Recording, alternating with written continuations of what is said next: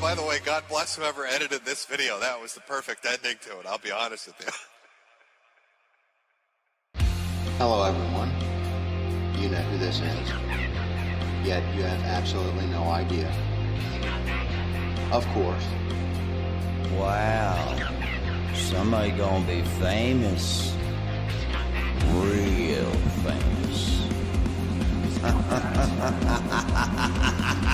I sit here writing to you now with my exceptionally long penis buried deeply and warmly into my vagina butt.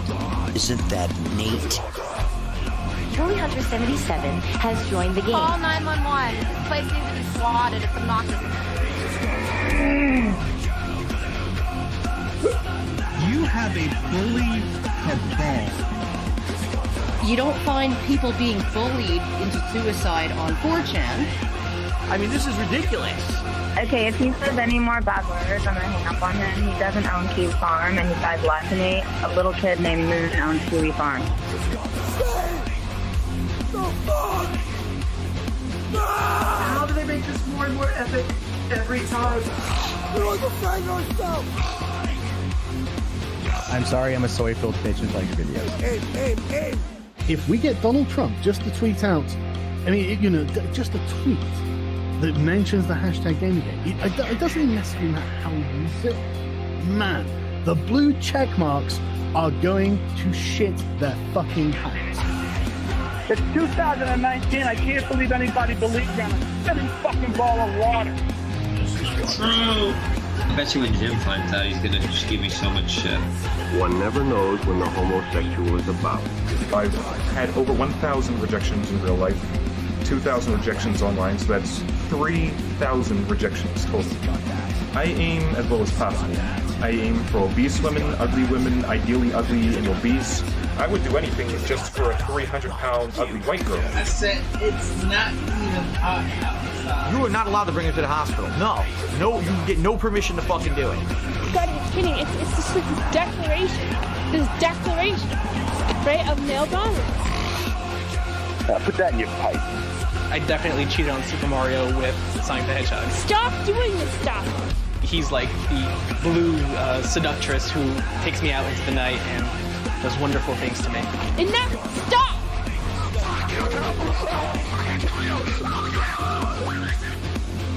How can a Yorkshire Terrier live in the wild?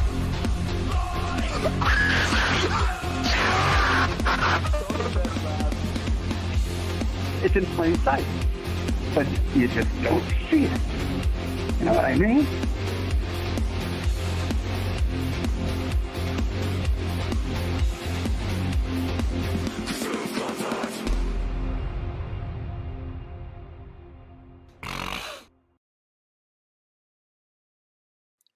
Oh boy, chat. Do we got something special today? Welcome to the Googly. The Googly of Baldo the Lawyer Man. We're burying this motherfucker 6 feet deep. Oh, grab your shovels. Grab your shovels, chat. We gotta dig a fucking hole for the Baldo Man. Oh, rip Nick Rekieta. Welcome to your Googlies. Oh, you're going down. You're going down in the dirt for a nap. It's sleepy time, Nick. And you won't need a bottle this time. Oh, no alcohol or pills needed, buddy. You're gonna go for a long nap. Oh, shit. What a week. You know, initially, this was gonna be a pepperoni stream.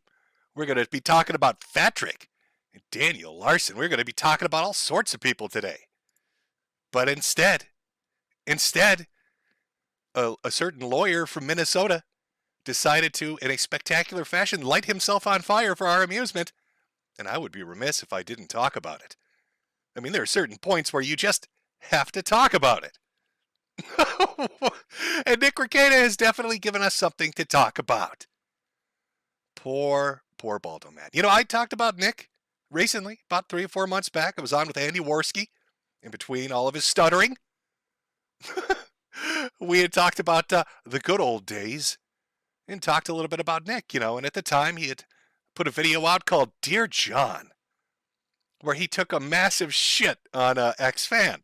And I took a very nuanced approach, and I said something then, and I still stay by it, that Nick Rekieta, out of almost all the people I've ever seen online, came the closest to having a professional career. He was at the cusp, the edge. He was at the precipice of taking off from this YouTube shit and doing something spectacular.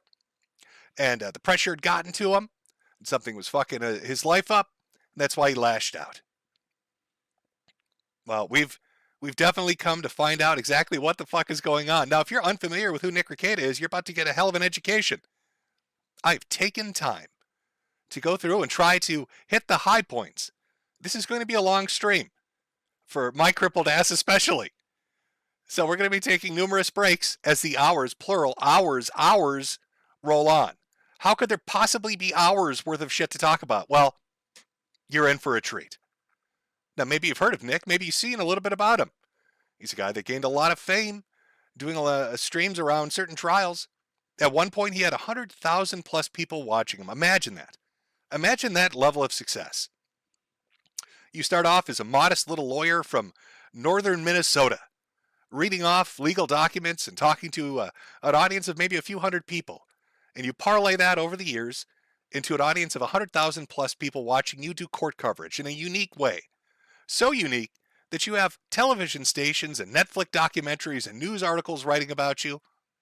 You've got Rumble offering you personalized contracts for big buku bucks. Everything's looking up. Everything is looking great. I mean, there you are. You're a family man. You have the perfect life. You have the ideal life, the life people strive for. A lot of people out there have dreams of what they want. They want fame, success, money. But we also have those modest dreams, those attainable things that are just out of grasp, but if we put enough work into it, we could have it. And that's what Nick Rekieta had. He had a family, a wife, loving wife that he was married to for many years. He had multiple children, lived in a beautiful house, had an inheritance, had a degree in a profession that would have provided for him for the rest of his life. And then on top of that idyllic life that most people would strive for, he found numerous successes. It's insane. And he was right on the cusp, right on the edge of taking that and turning that into something that was going to be amazing. And you're about to hear the story of a man that allowed victory to defeat him. You're about to hear the story of a man that allowed his faults and foibles and follies to his personal vices to overwhelm him, to overtake him, and to destroy that which he had built up. You're going to see, let me put it this way. I think we have a tendency, when we look at celebrities, actual celebrities, I'm talking mainstream here, to wonder, how the fuck did their life turn out like that? Why is Britney Spears so insane? Why is so-and-so such a cokehead? Why did so-and-so become a drinker? Why are they so into casual sex? How could they let that slip through their fingers? They're rich and famous. What the fuck? You know, it's like we can't relate to them because, you know, that level of stardom creates this kind of barrier you can't really understand. But with e-celebs, with people on the internet, it's a little different. When you're talking about somebody with 500,000 subscribers, with a big audience, they're a little bit more relatable. These, you know, e-celebs, these micro celebrities, I think give you a better perspective into what's going on. Because understand this, Nick Rekieta has crashed and burned in a spectacular way. And he did it on not even 1% of 1% of the fame and success of those kind of celebrities. So if a man like Nick can fail, I think pretty much anybody can. But he really allowed it to overtake him. And it's been something that's built up over the past couple of years, and it was gradual.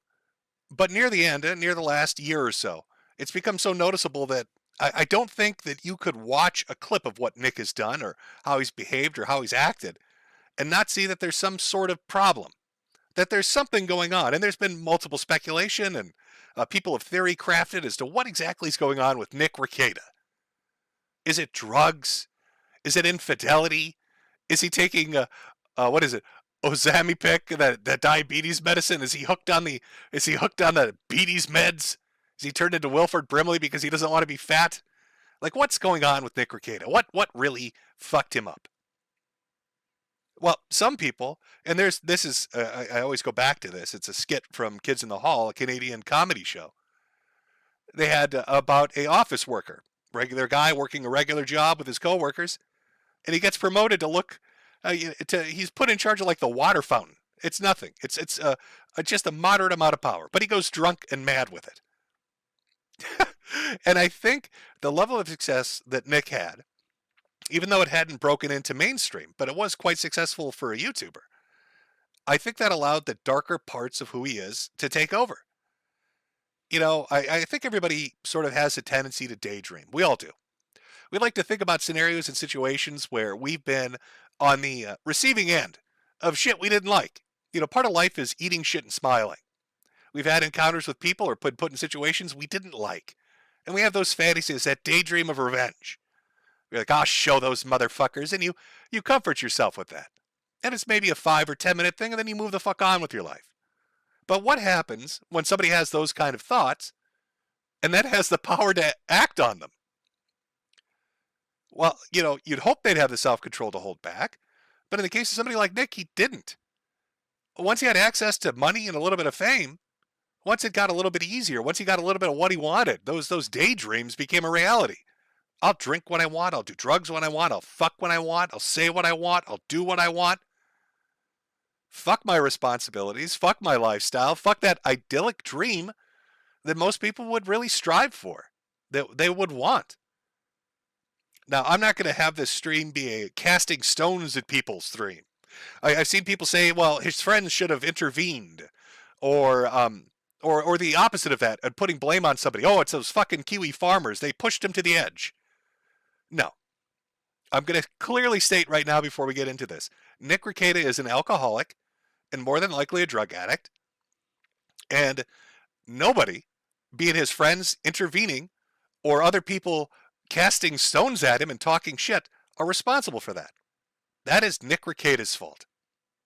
And nobody can fix Nick Rekieta but Nick Rekieta. An alcoholic, a drug addict, is not going to fix themselves, get better or get worse, based on outside factors. That's their own shit, their own demons. The blame for what we're about to watch in this tailspin into stupidity lays solely at the feet of Nick. Nobody else. Not a single other fucking person in the world. It's not his friends for not intervening, and it's not Kiwi Farms for calling him a retard. We're talking about ceiling cats, or Joshua Moon talking about shower calls. That's too easy of an out. So we're going to watch A Descent into Madness, and I apologize. I know we wanted to talk about pepperonis. We'll get around to Tomlinson and his wacky, wild bullshit. I'll link at the end of this stream. I will link you to amazing resources. You can watch a documentary. I think it's Cryptic Web Chronicles, who put together probably one of the most fantastic little AI narrated documentaries on him that'll tide you over. I was also going to talk about Daniel Larson. That was one of the people I really wanted to go over. It was another person I was introduced through AI documentaries. God, those AI documentaries, I love them. I was going to go over a couple other people too. I'm going to keep those as a surprise because they're very small and unknown, but I think you'll like them. And that'll have to be a stream for another time. But I can't not talk about this. And Nick gave me permission. You'll see that in his drunken rambling stream that really kicked the week off, where he's like, "Oh, Jim, I want you to roast me. I'd love if you roast me. Jim, talk about me. Talk shit." Well, okay. Okay. We'll get into it. We're going to get into it. So going forward, I'm going to try to structure this a little bit. Based on the length, I don't know how long it's going to go. Again, I'm a crippled sick man, and my rib is actually busted right now, so it hurts like a bitch. But it's so funny to me how stupid this is that we have to cover it. And it gets dark at the end, too. Of course, there's always humor and darkness mixed in. Probably one of the best combinations you can have. One of those dark comedies, except it's real life. It's a real guy. This guy really did this shit. And you're gonna see it all as we go through. But of course, before we do that, because I'm a massive whore, I have to be a massive whore. I have to tell you that over at the merch shop, where you can buy a hat for your hat, if you click on the little see all, you'll see a new non-practicing merchandise section full of new merchandise. Breaking Baldo mugs and shirts and hats, and even a Magichan. The Curse of Magichan, we'll be going over that as well. Poster and puzzle piece box. Because we're all fucking autistic, I figured puzzles would work out for us. If I could have done model trains, I'd have done it. Now I'm going to be a whore, put up my little merch commercial, and then we're getting into Nick. And we're going to go hour by hour, and I'm going to guess 3 hours, 4 hours maybe. And after every hour, we're going to take a little break. I'm going to read through some super chats, let everybody get a drink, take a piss, and then we're going to come back to it. And it really is going to take that amount of time. Because this guy's collapse, his implosion, has been ongoing for 2 years. And even though it's escalated, like I said, in the last year, it's so much to go over. We're talking ceiling cats and thruples and cocaine and arrests for weapons charges and child endangerment and pastors backstabbing people. We're talking hot tubs and licking bottles. We're talking Dear John and Oh Mandy and shower calls. There's so much shit. Even just kind of putting a rough timeline together, even I was shocked. It's like, God damn, Nick, what the fuck? How do you go from 100,000 people on a live stream to this? What the fuck happened? We're going to try to get answers for that. But of course, before we do that, you need to buy a hat for your hat. By buying a goddamn American capitalist hat. Oh, got to use that USA dollars to do it. Where are you going to do that, you ask? Well, you don't really ask, but I'm going to show you anyway. Fuck you. I'm going to show you anyway. Oh, look at those hats. Quality fucking hats, ladies and gentlemen. Wear it around town, it looks fancy. Buy a hat for your hat. Buy a hat for your hat. Buy a hat for your hat.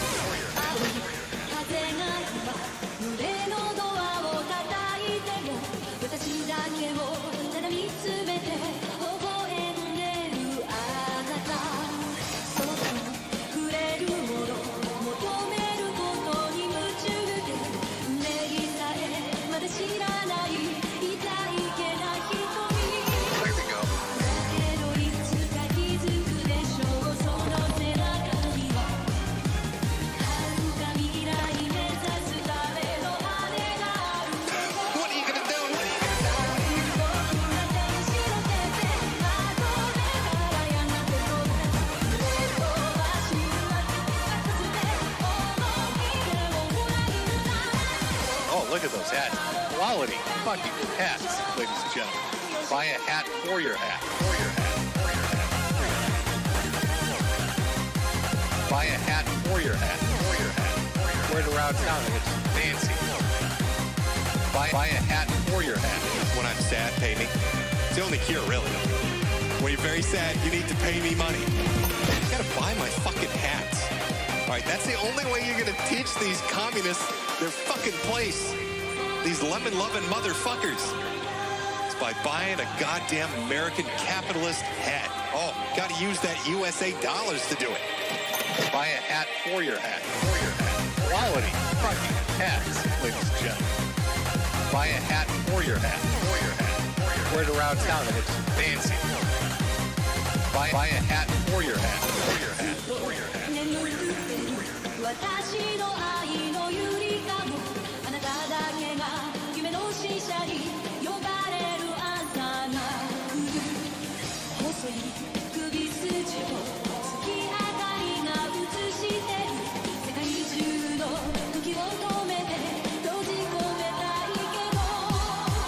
I love America too much. Love the red, white, and blue. Love my apple pie and baseball. Sometimes I just look at the Statue of Liberty. It's so goddamn beautiful. Oh, that is good stuff.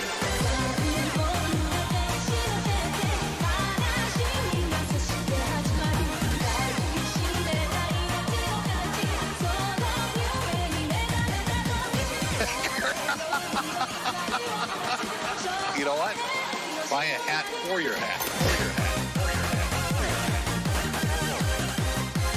Buy a hat for your hat. You know what? Buy a hat for your hat. To sell you beautiful fucking hats. We all love Jim's hats. Let me move a little bit. Over on Shopify. Metokur.myshopify.com. Buy the finest hats available. You gotta do this. You're gonna do that over at my store. Buy my hats. Teach the communist a lesson. Fuck the lemons. Buy a hat. You gotta do this. Buy my hats. You gotta do this. Buy my hats. You know what? Buy a hat for your hat. You gotta do this. Buy my hats. You gotta do this. Buy a hat for your hat. Quality. Buy my hats. You gotta do this. Buy a hat for your hat. You gotta do this. Buy my hats. You gotta do this. Buy a hat for your hat. Oh, holy shit.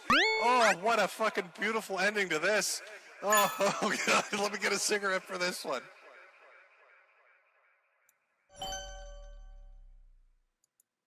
Oh, we're gonna need more than a cigarette.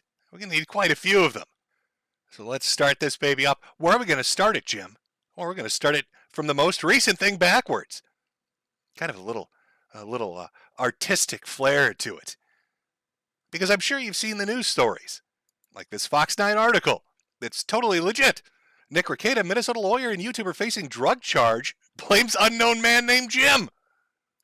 Which is pretty fucking close based on that last live stream. Jesus. But I'm going to read it to you. I'm going to read to you what's currently going on so we can go back in time and see how we got here. So sit down, chat. Get comfy. Daddy Jim's going to read you a news article from Fox. Minnesota-based lawyer and online legal analyst Nick Rekieta is facing a drug charge in his home county. Rekieta was arrested Thursday along with his wife and a fellow online personality. That fellow online personality, by the way, ooh, is there a story to that one?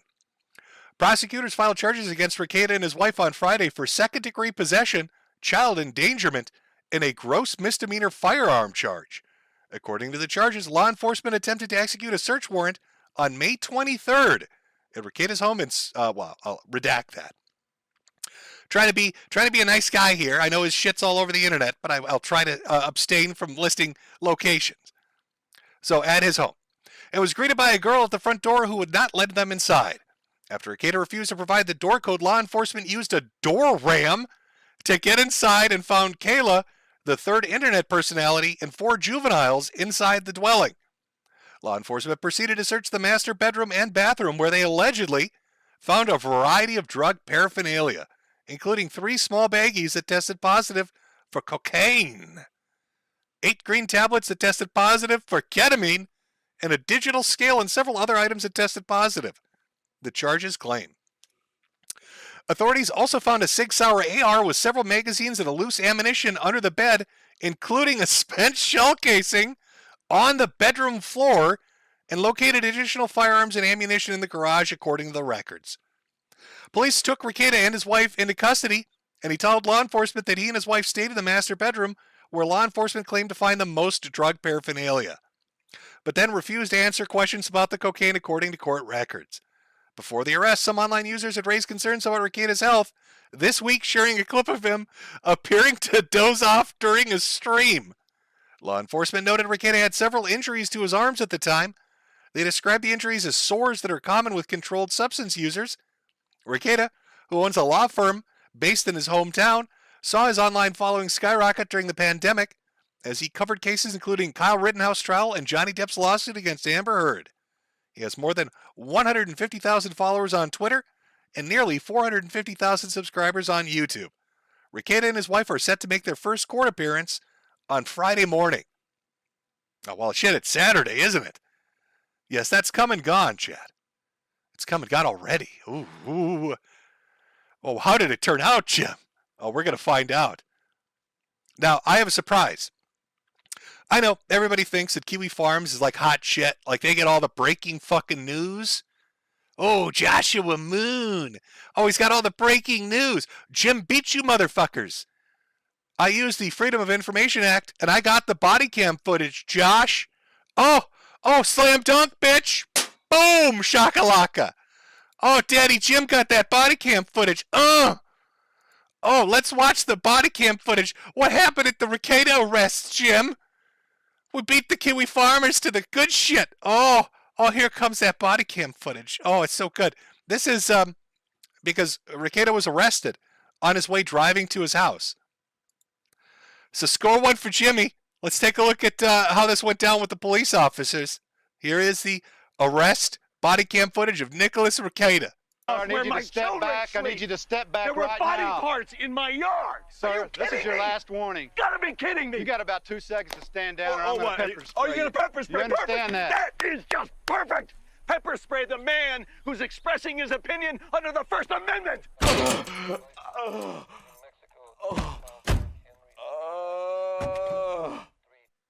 Oh my God, Jim, how did you pull that off? A lot of legal finagling.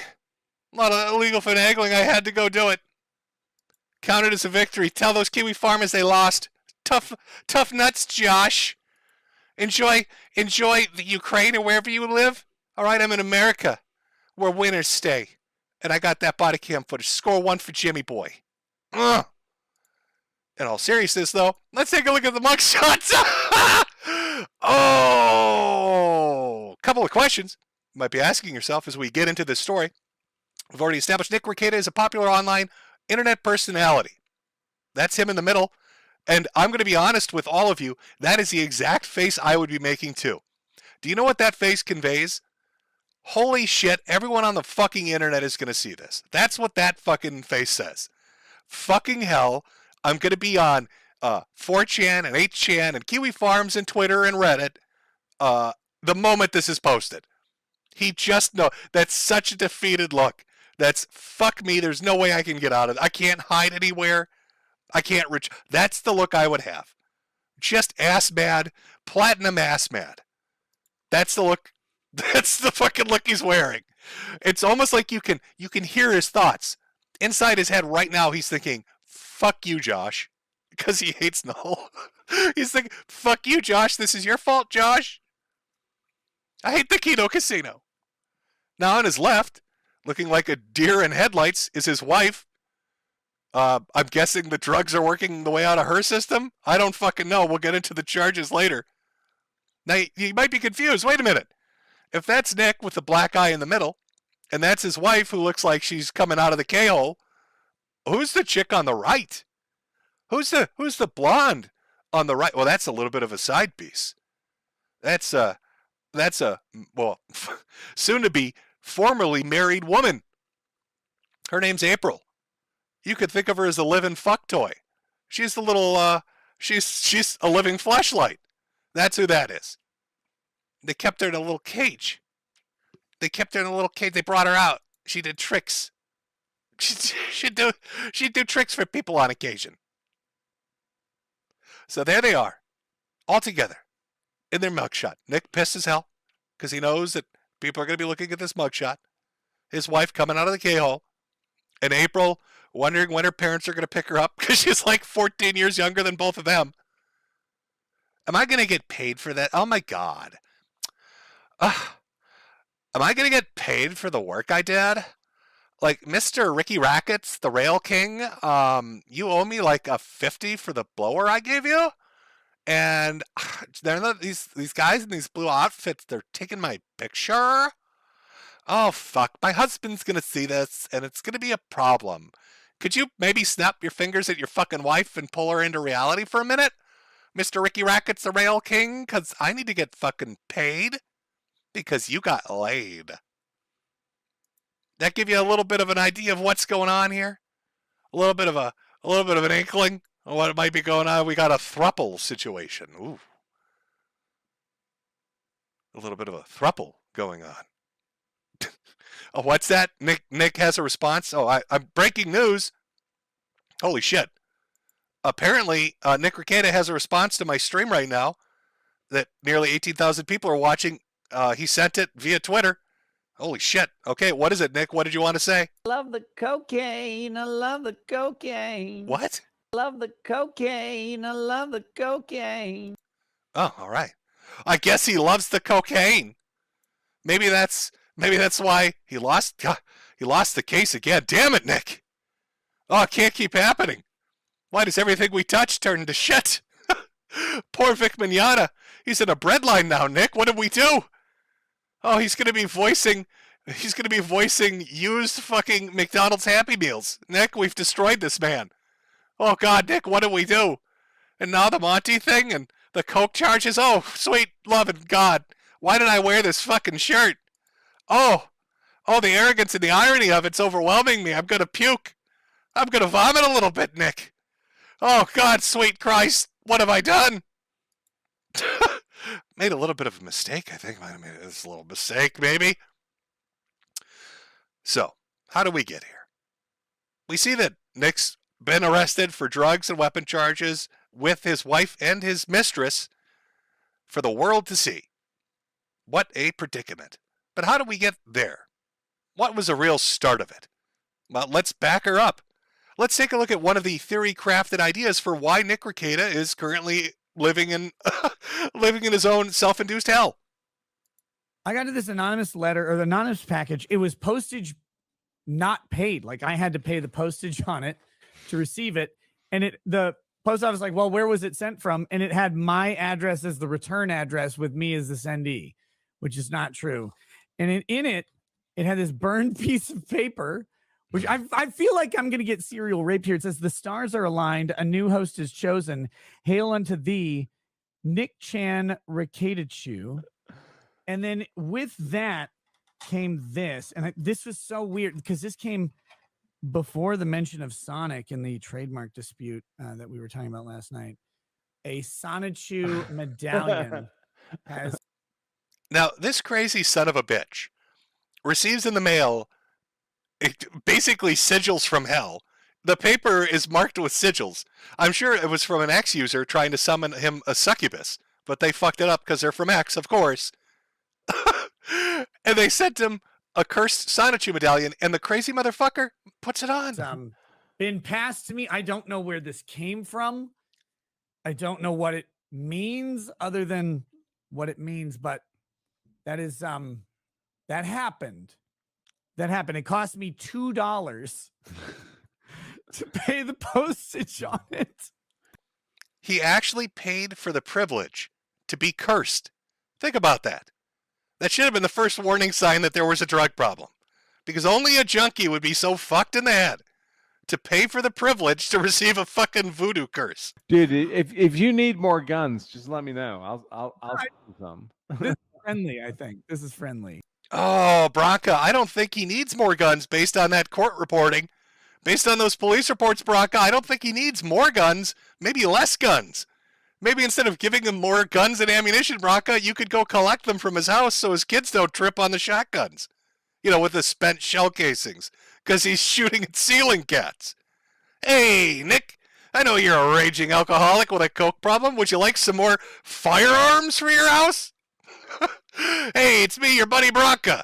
I've got these ARs. Hey, buddy, would you like some fucking ammunition for your massive fucking gun collection? Get the kids together and do a rail, and then show them gun safety, buddy. Yeah, no, I think he's good. He's been a Sonichu cursed. Oh, it's the demon.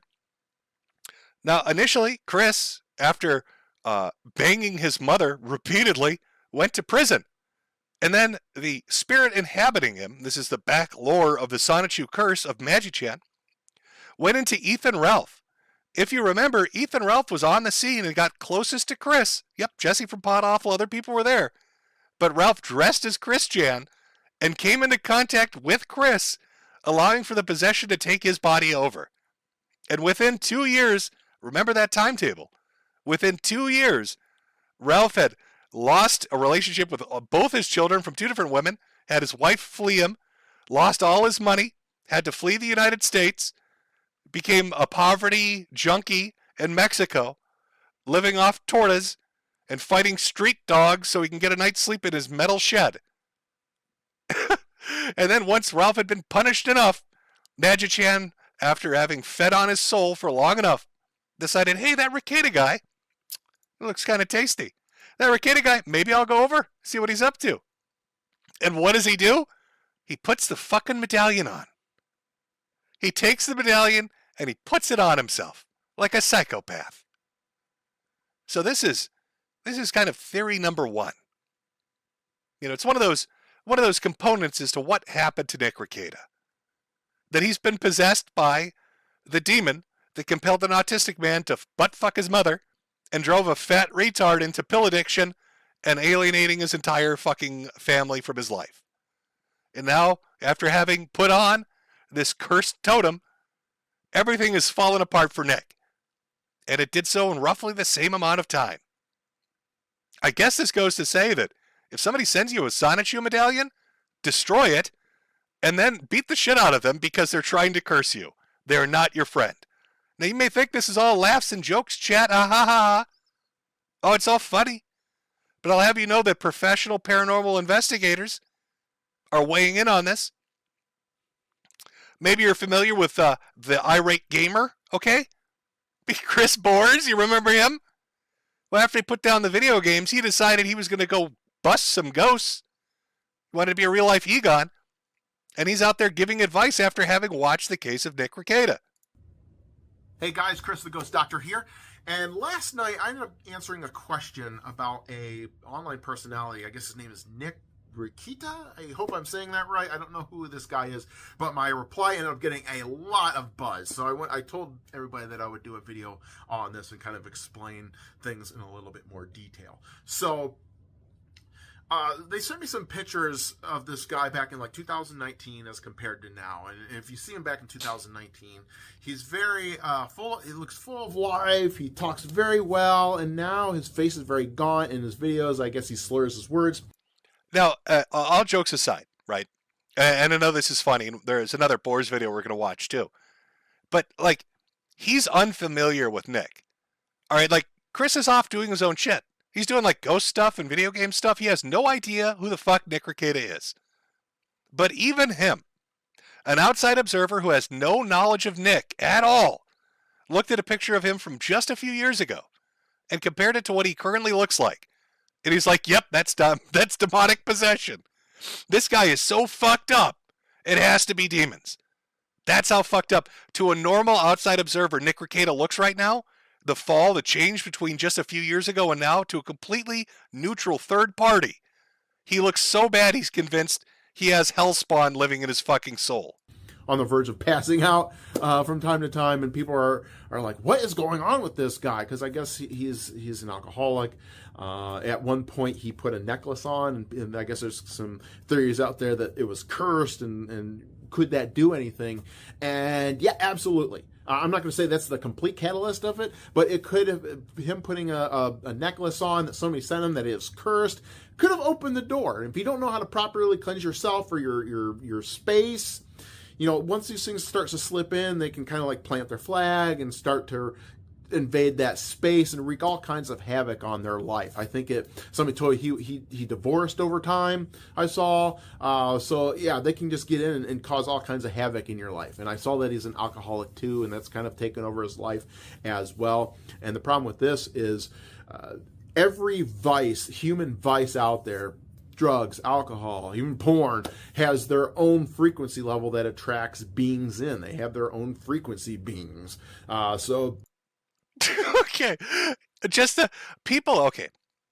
One thing you need to know about Nick is that over the last year, as he's done multiple streams, he will occasionally start to look around the room, baffled, in silence. He'll stare off into a certain direction, or he'll stare up at the ceiling.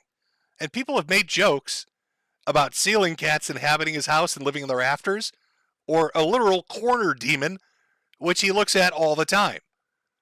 And this is our ghost expert, certified 100% believable Chris Bores. He's a fucking expert, concluding that yes, the frequency of Magichan has instantiated itself. Is that the word I'm looking for?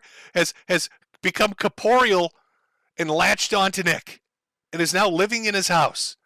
So when you look at those old clips of Nick Rekieta, why is he looking off in the corner? What is he doing? Our ghost expert here has confirmed. In fact, he is staring at demons. Literal hellspawn. You know, you have these alcoholic spirits around you, constantly feeding off you because they love that. You know, they're not living. They can't drink a beer, so they have to drink it through you. They're feeding off you, and you see, Nick Rekieta's not really an alcoholic. Nick Rekieta's not really an alcoholic. The demon inhabiting him is. That's a great. Anybody ever use that one at AA? Fuck your 12 steps, okay? I'm possessed by Satan, and Satan is a fucking alcoholic. This is not my fault. All right, it's his. This is why we see the life force kind of like draining out of this guy over time, because maybe that's exactly what's going on. Something is feeding off him. I've come up with different classifications of spirits, and parasite spirits are just one of those things. They feed off people, places, and things. So yeah, this is a thing. I'm dead serious here. Over time, he's also gotten talking about sex more and sex acts and things like that, and that's another attribute to this. You know, you get more guttural in all your actions because you have no inhibitions. Basically what Chris is saying is, yo, I looked at this dude and all he does is massive rails of coke and drink himself stupid and fuck whores. Has to be demons. Now there's a little more to the video, but I think you get the gist of it. He even did a follow-up video talking about the medallion itself. How could you get rid of this evil totem? How is he not like the King of X, by the way? Holy shit. Ghost Dr. Chris here, and today I want to talk about curse removal, because I'm getting a lot of questions on, you know, if you have a medallion, a Sonic 2 medallion, how do you remedy that situation? How do you get rid of this curse? So the best way and most effective way is to throw the item away, get it out of your house. If this thing does have an attachment or like a tulpa like energy attached to it that's causing havoc on the unseen level that you can't see, just get it out of your house. It causes chaos once it's there, and once it's in your house, it's going to plant its flag in your house and start causing all kinds of chaos that ramps up. Yeah, like maybe burn the fucking thing. You know, I'm not a huge paranormal guy. I like it for the entertainment value of it, but Chris isn't wrong here. Again, he's the fucking expert. I love the fact too. Can we all take a minute to appreciate the fact that, you know, he got shit for so long for being a knockoff AVGN, and now he's like a ghost expert, weighing in on the demonic possession of Nick Rekieta by Magichan. I love that. I want him to do more videos on. I'm not even bullshitting. I fucking love it. I want to see Chris Bores investigate the paranormal. We need that. I need that in my life, as short as it is, Chris, please. When I die, I'll become a ghost. I'll be your sidekick. We can work together. And this is my helper spirit, Metokur. He also likes to attach to people and make them do obnoxious things. None of this is my fault. It's all Jim. He's doing it. So Chris's expert recommendation, burn the fucking thing. What are you doing, Nick? Are you stupid? You got an anonymous letter with demon sigils on it, and you put it on like an idiot. He just, he tempted fate. Magichan got a hold of him. Now, this is such a weird thing to talk about, but it is bizarre that everybody that's possessed this stupid little medallion has had horrible things happen. Chris Chan going to prison for banging his mommy, Ethan Ralph's life imploding, and now Nick Rekieta is under arrest for drug and weapon charges. I don't know which E-celeb is going to get this next, but burn the fucking thing, throw it out a window, have your neighbor roll over it with their car. You don't want Magichan knocking on your door. But what you do want, what you really want to make sure of, is that you buy one of those Magichan posters or one of the Magichan puzzles, available at Metokur.myshopify.com. Quality work. Don't worry, Magichan likes the merchandise. It's okay. I checked ahead of time. You know, these cursed images, these cursed totems, aren't the only thing. I like to point you to a cursed image. There's Nick Rekieta, along with other individuals, all of whom have had bad outcomes. And this had nothing to do with Magichan. The man directly sitting next to him Coach Red Pill, or as Nick likes to refer to him when he's drunk and high as a kite, Chef Red Pill. Mwah! Chef's kiss. Got his head blown off in the Ukraine. He's dead. Coach is fucking dead. Ethan Ralph with a double thumbs up, showing the sexual prowess he possesses when he gives the little truffle hunting to a hooker. Had his life implode, and then we got Andy over there, who currently is doing pretty well, but he did have his whole aim thing, and was really down in the doldrums for a while there. All four of these people, real bad luck, and Nick's been the latest victim, which makes you wonder, was anybody else there? If we're talking about bad luck and curses, if we're talking about who's next on the hit list for some nefarious ectoplasmic evil that lurks out there, that's hunted these men down for some reason because of their gathering in Knoxville, who's not in this picture? Who else was at Knoxville that might be a future victim? I wonder. Who could it be?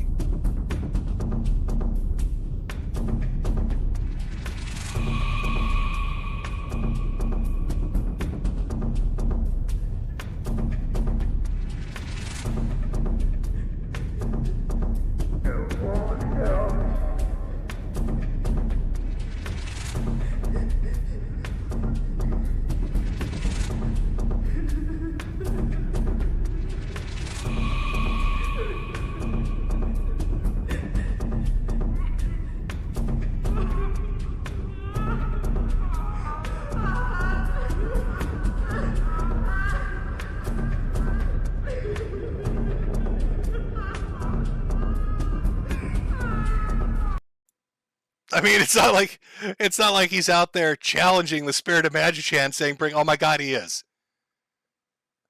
Josh on Twitter, wear the medallion or shut up, you worthless limp cock. To which Dick Masterson responds, "Send me the medallion. The demon must be guarded." After watching everything that's happened, Dick, really? Are you challenging Magichan? Magichan, the demonic tulpa that's destroyed 3 men now? And now you're begging for the curse to come to you. That's what Nick did. With open arms, he said, "Give it to me." I don't know if we want to do that, Dick. That sounds like you're tempting fate. Oh my God. Bad outcomes. Bad outcomes, chat. So that was one of the theories that existed. And as silly as it sounds, people have really been kind of taken aback by this whole cursed medallion thing. Now, if it ends up going to Dick Masterson and everything falls apart for him, we're predicting that, right?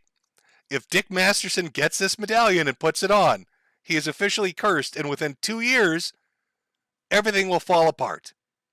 If that's the truth, if that happens, then we know this shit's real.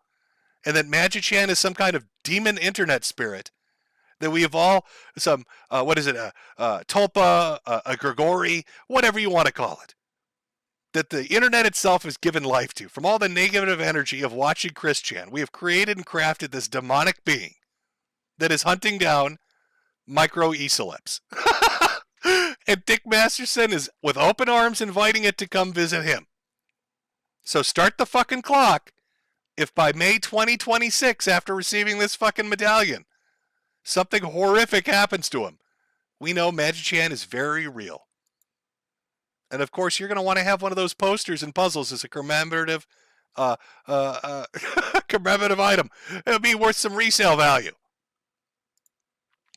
Of course, it's all fun and games, right, when we're talking about this, because realistically, what has done Nick in? It's easy to say that, he didn't listen to people when they gave him some advice about what he should do. It was a demonic spirit, but it was his own actions. He gave in to his own actions. He didn't moderate his behavior. He didn't, kind of slow his roll. He went a little off in the deep end with the drinking and potentially with the drug use. He should have listened to the He-Man PSA. Remember those 80s shows where they used to give you lessons as a child and tell you, hey, you don't want to grow up to be a fucking loser, do you? Well, you should listen to He-Man. He never took the advice. Look where he is now. In today's story, Elena tried taking a magic potion which she thought would help her. Well, she found out there aren't any magic potions. And you know what? There aren't any magic drugs either. Anytime you take one from anybody but your parents or your doctor, you're taking a very big chance. You're gambling with your health, maybe even your life. Drugs don't make your problems go away. They just create more.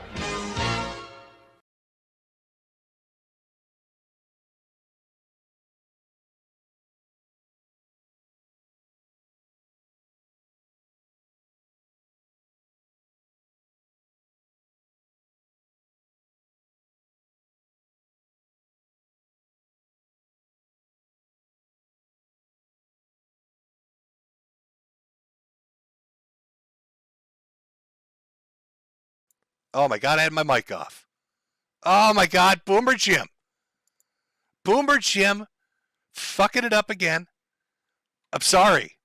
I've been possessed by demonic spirits. It's not my stupidity, guys. I put on a totem thing. A totem medallion, so it's not my fault. Not my fault. Can't blame me. I'm an innocent baby. Oh, God, I'm a little fucking cherub. Not my fault. But he should have listened. He didn't listen. It's his fault. Thought he was better than Prince Adam? Not really. Sad. Sad and pathetic. But now Nick has exhibited behaviors that are pretty indicative of somebody that's in the grips of alcoholism or somebody that's a little out of control. You can see this on clip channels like Eliza Clips and others that have put together compilations. I'm going to show a little bit to you. I want you to watch this and tell me, does this strike you as odd? Is this something you've ever seen somebody really do? Because I've never seen it. But once you kind of put it together and see how much he does it and the reasons why he gives you for doing it, it's a little fucking weird. Let's watch this. Is that why I licked the bottle? Real quick. Like I know there's a clip video of me like licking the bottle a million times in the dick stream. Guessing rage every time. Oh well, distrust everyone. Everyone's a fag. And I'd say no one ever will. They're all doing it for money, clout, or whatever. And you've heard people don't seem to realize this because apparently justified. Oh, alcoholic licked the bottle. I've been licking the bottle for 6 years, I think. When you pour whiskey into a glass and you set it down, a little drip goes down the bottle. When you pay $200 for a bottle of whiskey and a drip goes down, you're like, that's like 86 cents. Lick it. Okay. Let's go over that just because it's insane. No. Nobody licks it because that's 86 cents. Remember, Nick Rekieta is somebody that had 100,000 people watching him on live stream. He makes a lot of money from super chat donations, makes a lot of money from local support, has an inheritance, has a degree that gives him a good job. Nick Rekieta is not the kind of man that's going to give a shit about 86 cents worth of liquor and try to be fiscally responsible with his booze. Sounds to me more like some kind of bullshit cope from somebody that's a little too much into drinking. That you just have to lick every fucking drop. And yes, I've seen a lot of people comment on his nose. I see it in the chat right now. Why is his nose so red? Well, there's this thing. Maybe you've heard of the band called Gin Blossom. But there's this thing that drinkers get where because their nose goes into the glass when they're drinking so much, it dries it out over and over and over and over and over again and creates a skin condition where it gets bulbous and red and super inflamed. And Nick Rekieta looks like Rudolph the Red-Nosed Reindeer a majority of the time that he streams because he has a fucking gin blossom. Because he buries his face into the fucking glass. But there's more. Let's watch. Why do you lick the bottle? Well, if I set it down on my carpet and let the drips run down the bottle, then there will be liquor in my carpet. So if I just let drips go down the side of the bottle and I set them all down, I'm going to have a sticky, old fucking whiskey mess on the carpet all the time. That's terrible. That's terrible. So first it was because it cost him money. And then it was because he doesn't want to make a mess. But I'd like to point you to a couple of things. Like how he's lying through his teeth. This was included in the police report when they came to, well, when they used a battering ram to knock his fucking door down and then arrested his family. This is what they had to say. The important part's that second paragraph, that little standalone sentence. Charges say officers noted the dirty condition of the home, with clothing everywhere, dust and dirty dishes. That's kind of like an elbow drop, isn't it? That's like a cop taking one off the top ropes, Macho Man Randy Savaging his ass for no reason. Like, really? Like, damn bitch, really? Like, this was a cop's reaction to walking into Nick Rekieta's, I'm worried about whiskey on my rug? How about you dust? How about you vacuum? How do you get mold on clothes, Nick? Why does the cop think it's so fucking disgusting in your house, they literally had to talk about it? Like, what the fuck, bro? Oh, what are you doing? What are you doing? Shameful. So he's getting a little bit into the drink, and you're really going to see that with the I Lost the Appeal to Montegraph stream that really kind of kicked off the week. But there's more to go over. And before we go into our first break, I'll give you a little hint about another aspect, really, of, with the drugs and alcohol, what else is kind of going on to create like the perfect storm to fuck up this dude's life. Well,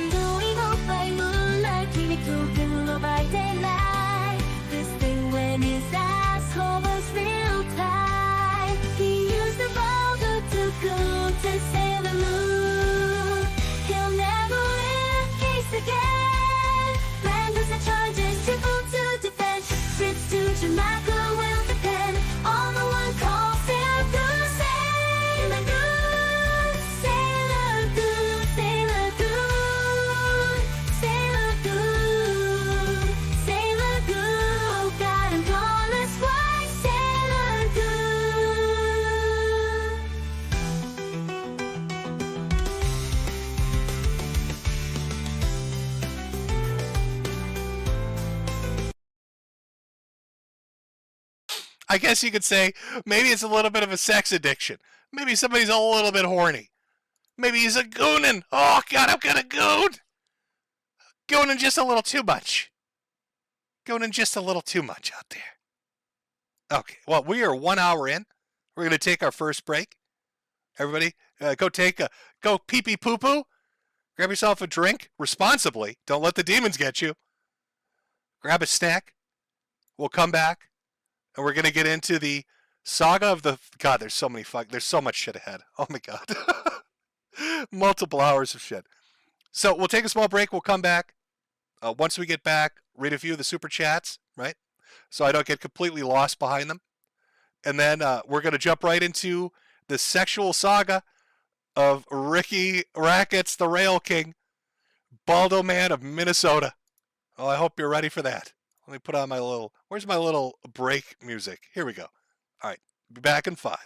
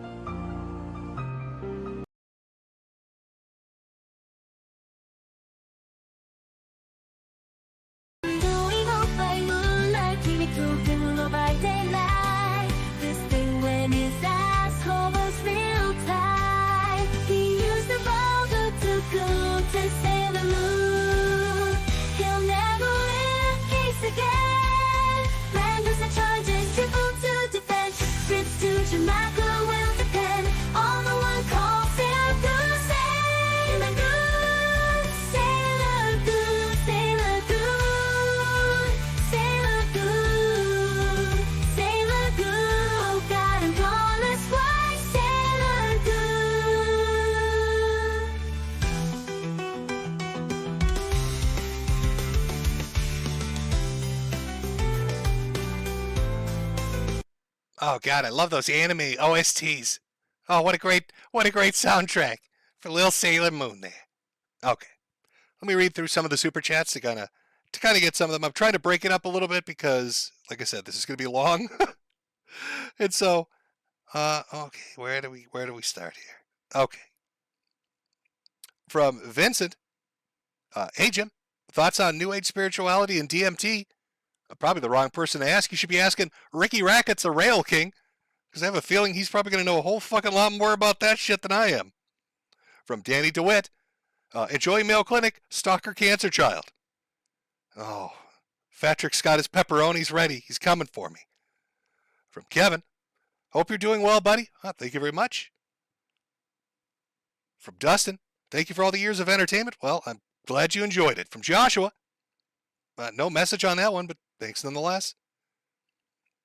From Lewis, anime sucks, Cope and Sneed. Hey, maybe I'll say that 14 times in a row while blacking out and not remembering I said it. All right. We've got one from Lewis here. Anime sucks, Cope and Sneed. Hey, maybe I'll say that one 14 times in a row. Oh, wait a minute. Joshua again. Shout out to my friends Larry, Petri, and Mo. From Richard. Hey, Jimothy, can you call my buddy Tim a slur? Tim, you're a slur. Well, money well spent. Joshua again. Who is a worse drunk, Ralph Rekieta or Mersch? Well, Mersch is more a stroke victim than anything. And Ralph is more a Xanny addict, so I guess by default that means Ricky Rackets, the Rail King, takes the cake. From Padre. Sweetie Squad, roll out, baby. From Jab. Good luck, Mr. Munchausen. Well, thank you very much. From, can I load up? From Cassandra. I have COVID, so you're all the fun I'm going to have. Well, hopefully you make it through.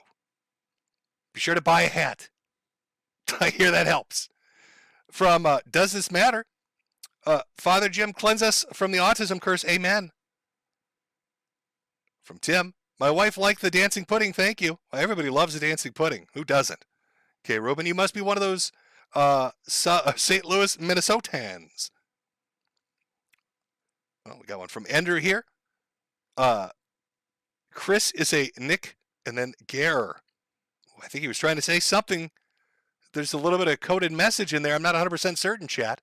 Read a few more here from Cash App, then I'll read a few from Ko-Fi, and we're going to jump right back into it. From Kaskor, finally graduated last week. Well, congratulations. Hopefully you can watch this stream and learn what not to do so you don't implode your fucking life. Did you hear any about Doodle Tones leaving? From Kaskor. Vaguely, I did. I vaguely heard a little bit about it, but not much. From Christopher Eisen, for SIGs, don't get lost coming back from the store. Well, I'll try my best not to. Read a few more here from Cash App. From Michelle, pay off the ceiling cats, don't lick anything. Yeah, but I love licking shit. From Travis King, thanks for the stream, Cancer Man. Glad you're enjoying it. A few more of the bigger ones here I'll read. From Tyler, thank you, Jim. You're welcome. Glad you enjoyed it. And from Hot Cognatus, or Cognitations, God bless the goal, Sui. Can we hit it? Can we hit that goal? All right, let me switch over here to Ko-Fi. I'll read a few, and then we're going to jump right back in. Let's see here. Oh, a servant of Satan has written us. Let's see what they have to say. Hey, Jim, are you possessed by Lucifer asking for a friend? Not yet. I haven't put on any medallions, but we'll see what shows up in the mail. From SCP-49, hey, Jim, thanks for the years of entertainment and laughter. Is Jade doing okay in the cage? Please let her out sometime for a walk or two. I don't know. She likes to run. I'll have to chip her before I really give her any freedom. From Not Miko, hey, Jim, what is your favorite Pokemon? Hope you feel better, buddy. I don't fucking... Pikachu. There you go. Pikachu's my favorite Pokemon. From Tweeter Trash. Hey, Nick, if you hear this, become a lolcow isn't a power move. If you want everyone to stop laughing at you, wake the fuck up. Get yourself back together, sir. You're a mess. You have kids to think about, and most people just want you to bounce back. Get better. Gotta guess that is one of Nick's locals trying to get him to wake up. From Jordan Scott Mills. Oi vey, Metokur, oi gavolt. I remember back in my day, a super berry cost a whole $1. Now it costs $5. What makes Abraham Lincoln so special anyway? He stole a lot of Jewish people's property from them. I'll have you know, sir, with a single proclamation, he's basically Hitler. Oh boy. Read a few more here from Kexahex. Hey Jim, what's been your favorite stream over the years? I loved Election Night 2016. Least favorite? I wouldn't even know. I wouldn't even know. Probably.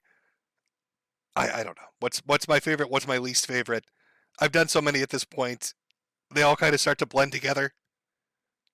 I did enjoy yelling at Ross because I really hated that motherfucker. So I guess I would be up there as one of them. From Quayla Dante, between the ceiling cats and quarter demons, who would have predicted it was the floor goblin that finally did him in? It's an awfully mean way to refer to April. Is she that short? I don't know what her height is. I never really looked at it. From Duggan, I hope you make 1 million hat sales. Oh boy. Oh, we got some bants coming in here. All right, we'll get to more of those later. I've held you hostage long enough, but I wanted to try to get through a few of them because, again, it's going to be a while. So we've talked about the curse of Magichan taking over Nick Rekieta's body and causing him some mischief. Apparently Dick Masterson is now willing to take that curse on. We've seen him licking bottles and giving justifications on saving money and doing it, when really it's just he's filthy. But it's the gooning. It's the sex portion of this that also plays a component in it. Now, there were signs, maybe, that there's some weird shit going on. Things people maybe missed. Like lying on the floor and having women step on him might have been a clue that he's a horny boy. Just, being like, hey, I want these women to step on my balls. Let's get up on that. Hold on. It'll all be paid off sooner or later. I don't quite understand what's going on here. I'm glad your wife is so okay with this, Nick. Not yet. How did that happen? Isn't that hilarious? Did she kick your knees out or something? No, I don't. Just willingly. The funniest part is when she's down on you. Okay, so, I want to, God, can we take a step back just for a second before we really move forward to get into the throuple stuff? And really acknowledge that when Nick kind of first presented himself online, it was more of an image of a wholesome, humble family man. It was a guy that homeschooled his kids, was in his happy little marriage in a nice, small little Midwestern town. He had a practice and he talked about the law. He'd rail on occasionally, not at great length, but on occasion, about degeneracy in society and, people letting the vices get the better of them.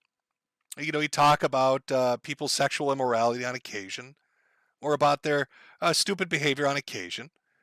But his, image, his brand that he really initially started with was the humble, wholesome family man.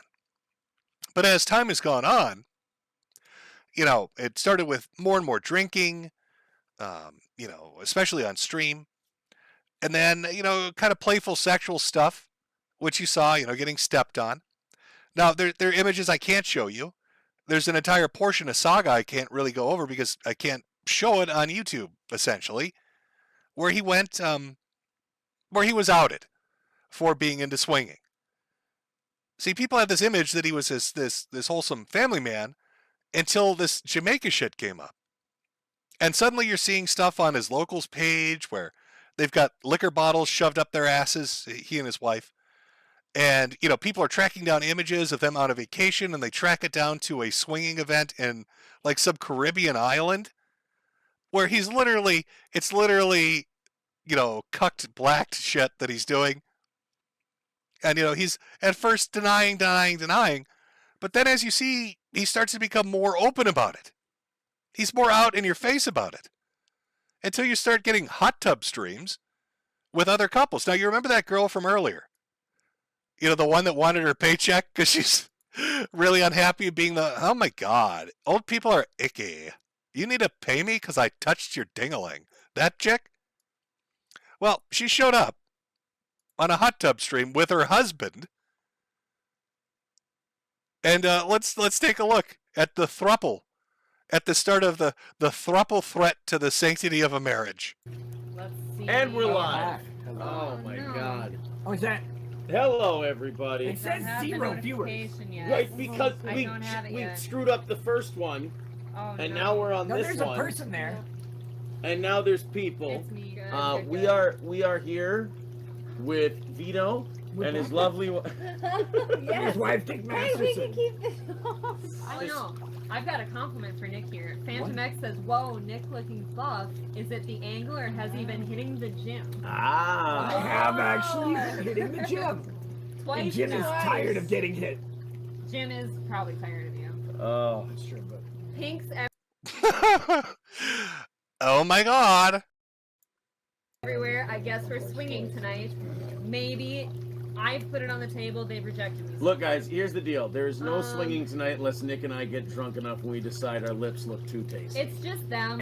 I mean, everybody thought they were joking at the time, but turns out they weren't. Aaron's butthole is mine. You notice we ladies are on the inside. It's to keep these boys off The each sexual other. tension. They can't help themselves. We pretend that the heads of our penises are magnets with the same charge, and we just go. Guys, I lost my voice, and you know how. Hey, fun fact. As they're all getting drunk in this hot tub together, talking about touching dicks and hey, we're into the swinging jokes and threesome jokes. That guy on the left is divorcing his wife. They're getting divorced. Their marriage is over. They came into contact with Nick and his wife, and their marriage is now over. Can you guess why? It gets very uncomfortable. Okay. No driving and drinking. It's good advice. I don't know what the lawyer would say about that, but I think it's fine. I believe Nick's official advice on drinking and driving is, meh. Aristocox You says, didn't drink and drive until you're wait. convicted. You didn't, what did you name this stream? Steel Toe members only Okay. hot tub stream with special guests. It wasn't correct. Aristocox says hashtag swing stream. That's fine. Oh, this is hashtag swing stream. Welcome to the swing stream. Welcome to the swing stream. Now, I want to jump ahead a little bit here. This was, weeks and weeks and weeks ago, months ago, that they did this thruple hot tub thing, joking about swinging and everything. And I want to let you listen to this guy who's making all these jokes about how my wife's a whore and she likes to fuck other people. And listen, I'm going to let it speak for itself. Let's fast forward to the future. I remember Nick ripping 2 massive fucking rails right in front of me, and I literally put my hand on his shoulder, and I said, dude, you need to fucking chill. I'm worried that you're going to fucking die. No, don't worry. It's okay. I read up about this a lot. I can show you all the literature and everything else. It's okay because it doesn't all hit you right at once. And I'm just like, what the fuck? Another time I told him, I go, this guy, I'm worried about this. I remember telling him one time, I go, my fucking wife is doing cocaine a lot, dude. How the fuck do we stop this? And he goes, you have to understand. Instead of going, holy shit, you're right. We've got families. This is a fucking problem. He goes, you have to understand sometimes people have stress levels that are up here and their minds can only handle this much stress. And then when you do the stimulant, it bumps you up like this and then you can handle more stress. I'm like, Nick, you fucking lunatic. Lower your stress levels. Well, he did. He lowered his stress levels by burying his dick in your wife. That's how he lowered his stress levels, Aaron. He shoved his penis inside your wife. That's how he lowered them. Oh my God, Nick, please. Stop doing rails off my wife's tits. God, please, Jesus, Nick, stop fucking her. I can't keep Nick, please. Just put the cocaine down. You fucked her 82 times in a row, God. Oh, sweet Jesus, she's divorcing me. Stop fucking her. This was a mistake. Why did I get in the hot tub, Nick? Jesus Christ. You stop fucking my wife. Nick, please. Stop fucking my wife. Oh, God. Ricky the Rail King is banging her again. It's the 82nd time. Maybe you should have thought of that before you got in that hot tub. And we're live. Oh, my God. Oh, it was all fun and jokes then. I'm sorry, I couldn't hear. He was talking about meat Slobber slots. pockets. Glass It says was- take out the milkers. Oh. Do you understand that it's not sexy to call them that and therefore Says it's who? over me? Guys, What do you think don't he's listen. referring to? Disregard. Hold on.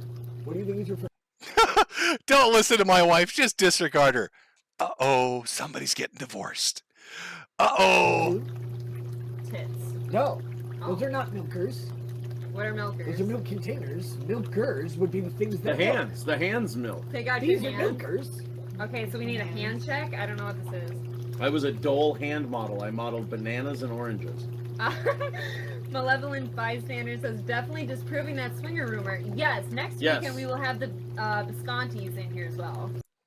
Yeah, and again, April, this guy's now soon-to-be ex-wife, moved in with the Rail King, Ricky Rackets here, and his wife, and formed a throuple.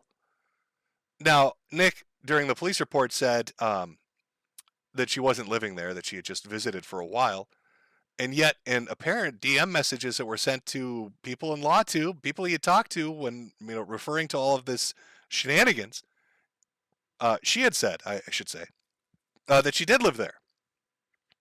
So this dude's wife was so, Nick Rekieta fucked her so good, she moved in with him. Think about that. And there's poor Aaron, just devastated. Oh, that's rough.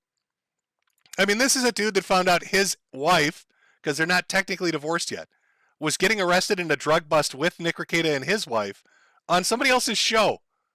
Ricky Rackets, the Rail King, got his wife arrested, and he found out through secondhand information. Hey, I'm not trying to ambush you, but I'm getting tons of messages. We're not reading messages. People are sending No. you. You need to. This is big for the show. No, this is big for the show. April has been arrested today with the Ricardas. Do you know anything?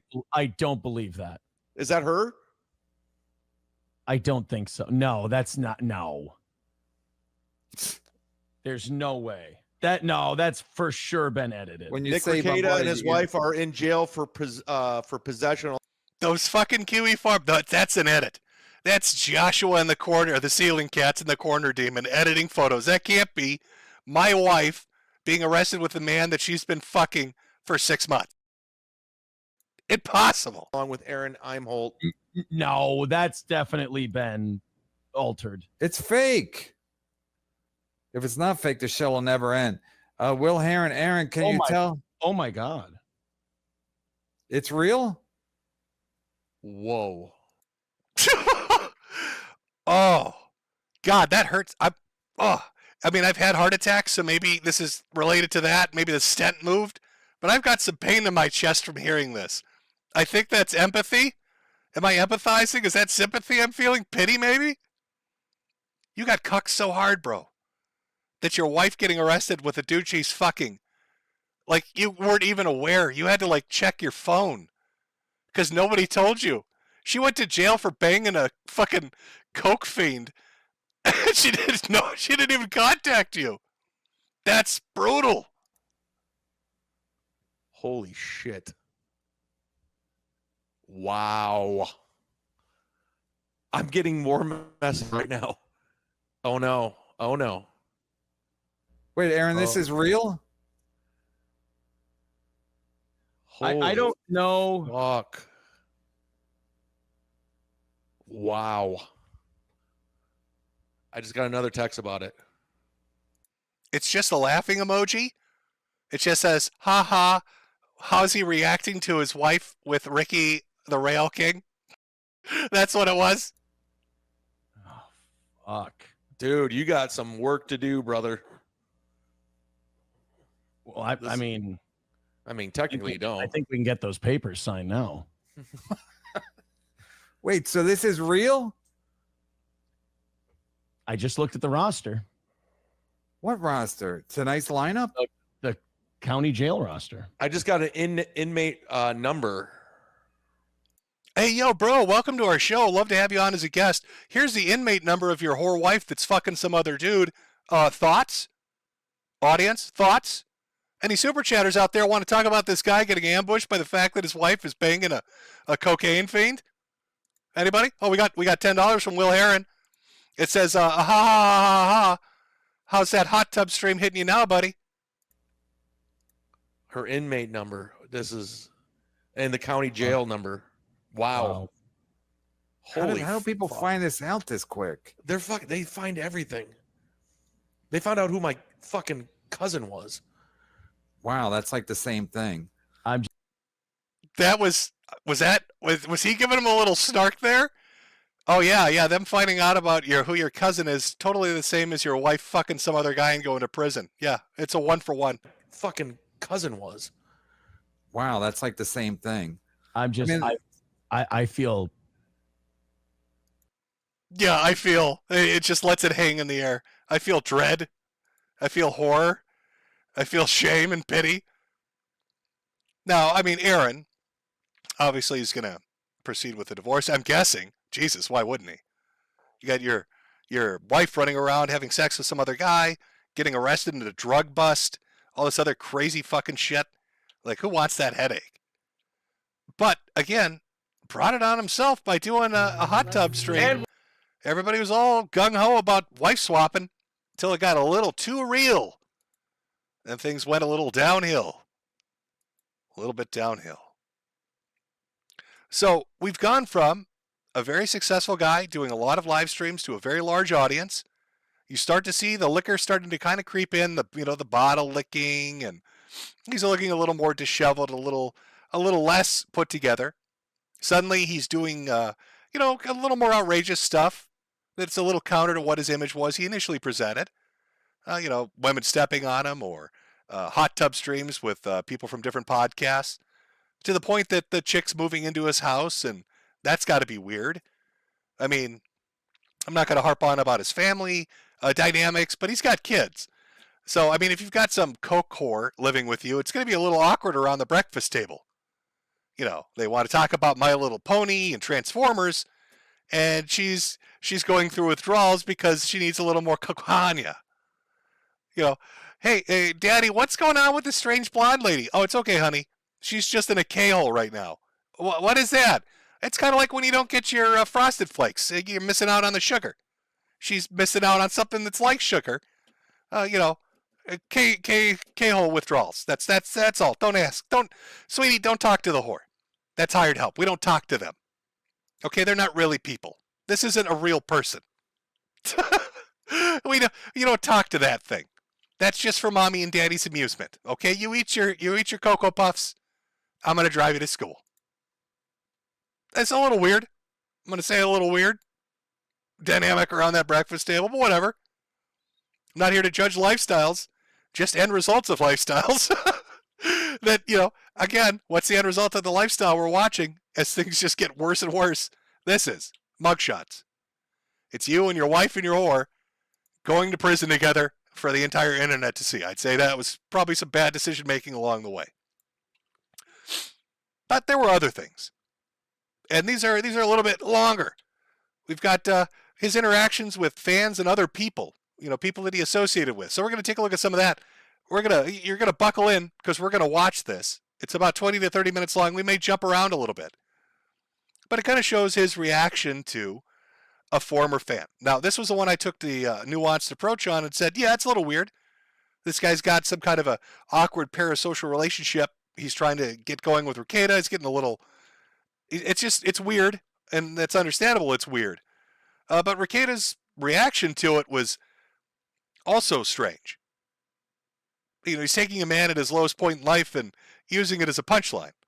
Using his wanting to commit suicide, essentially, to mock him. Because why? He's upset. Some of these Kiwi farmers, some of these commentators. Here we go. This is fun. Not only. Also, do you notice his demeanor? All right, kind of compared to even earlier clips where even the licking the bottle thing, where he's talking about licking the bottle. I mean, just physically you can see it. He's a little bit gaunt, a little pallid, eyes are a bit sunken. That's where the ozamic, diabetes bed thing came on. Is he trying to lose weight? Is there like a drug thing going on, cirrhosis thing going on? Well, now we know what it is. It's Coke. But you can see it. He's slurring his words. I mean, this is what his streams became. He used to be a very energetic guy. He'd read legal documents, make jokes, had a good rapport going on, did the unbreaded thing, did the trials with Rittenhouse and Johnny Depp, had a cycling in and out guests nonstop, very fast in response. But you can kind of see he kind of starts to get a little slower on the uptake. He's not as fast as he was, slurring his words a bit more and more. You can just tell if you've ever been around a drunk or drug addict. You pick that vibe up easily.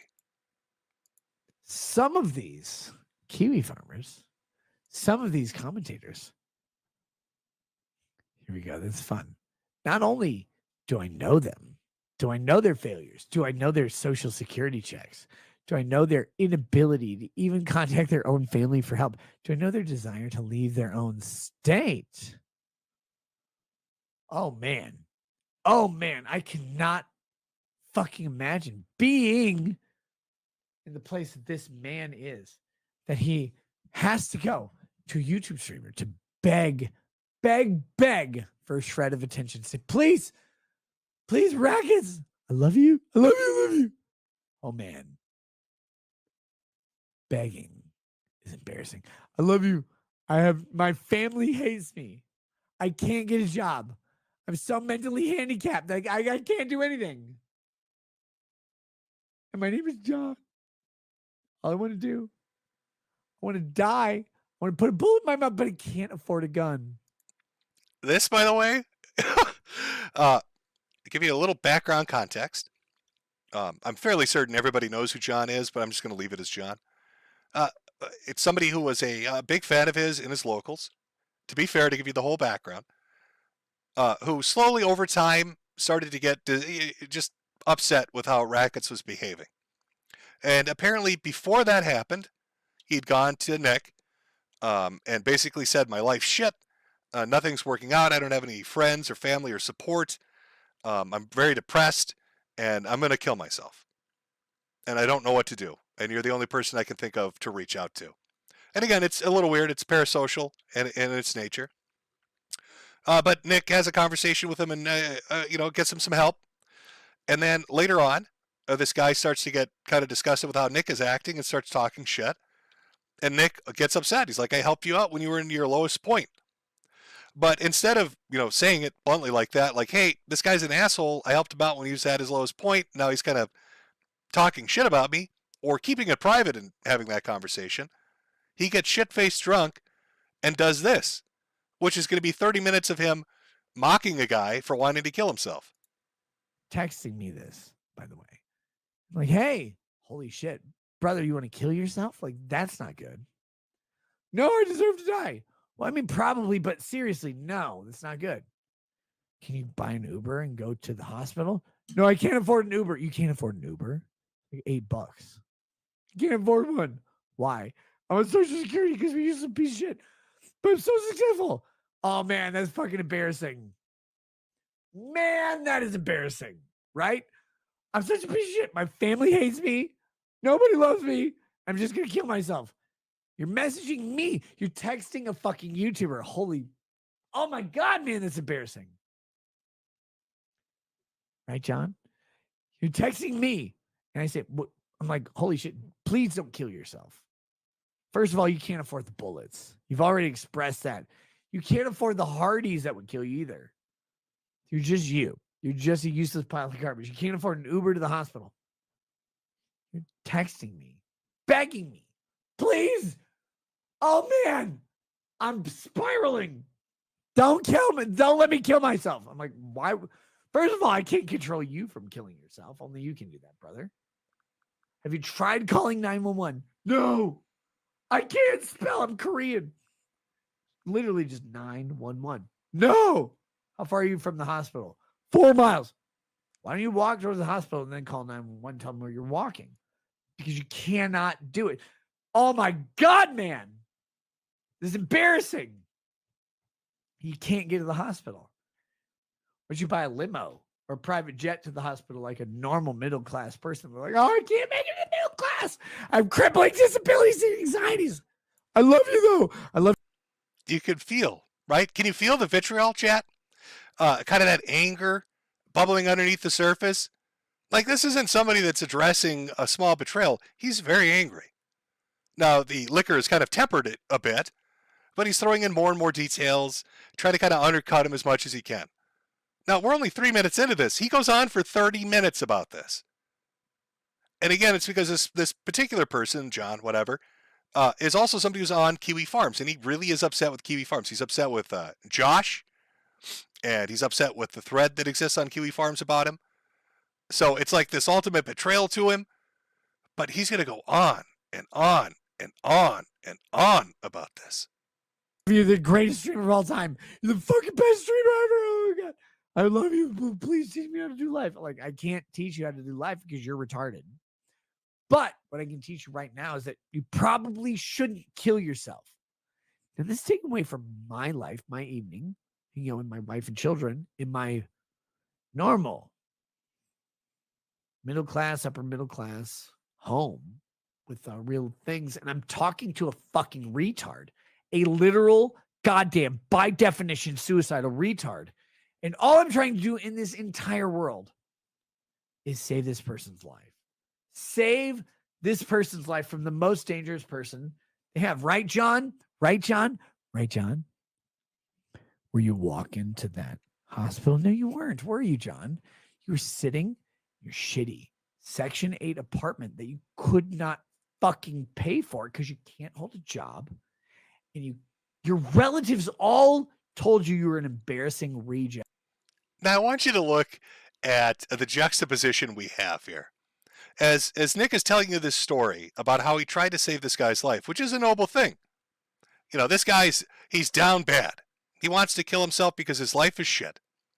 Now, as Nick is telling you that story about how he saved this guy who has a shit life, he's making sure to emphasize how shit that life is. Basically coaxing him into trying to do it again. Hey, John, remember when I saved you from trying to kill yourself because everything you touch turns to shit? Hey, John, remember the fact that you're poor? Hey, John, remember you can't hold a job, nobody loves you? Hey, John, you remember the fact that everything is terrible and you really have no reason to exist anymore? And I saved your life, but those things are still true, John? And disowned you. And the only option, your emergency contact at the fucking hospital, John, right, John? Was a YouTube streamer. You paid to be your friend. The YouTube streamer you paid to be your friend. Now, John, what happens in most cases when you pay someone to be your friend and then you tell that person, right, John?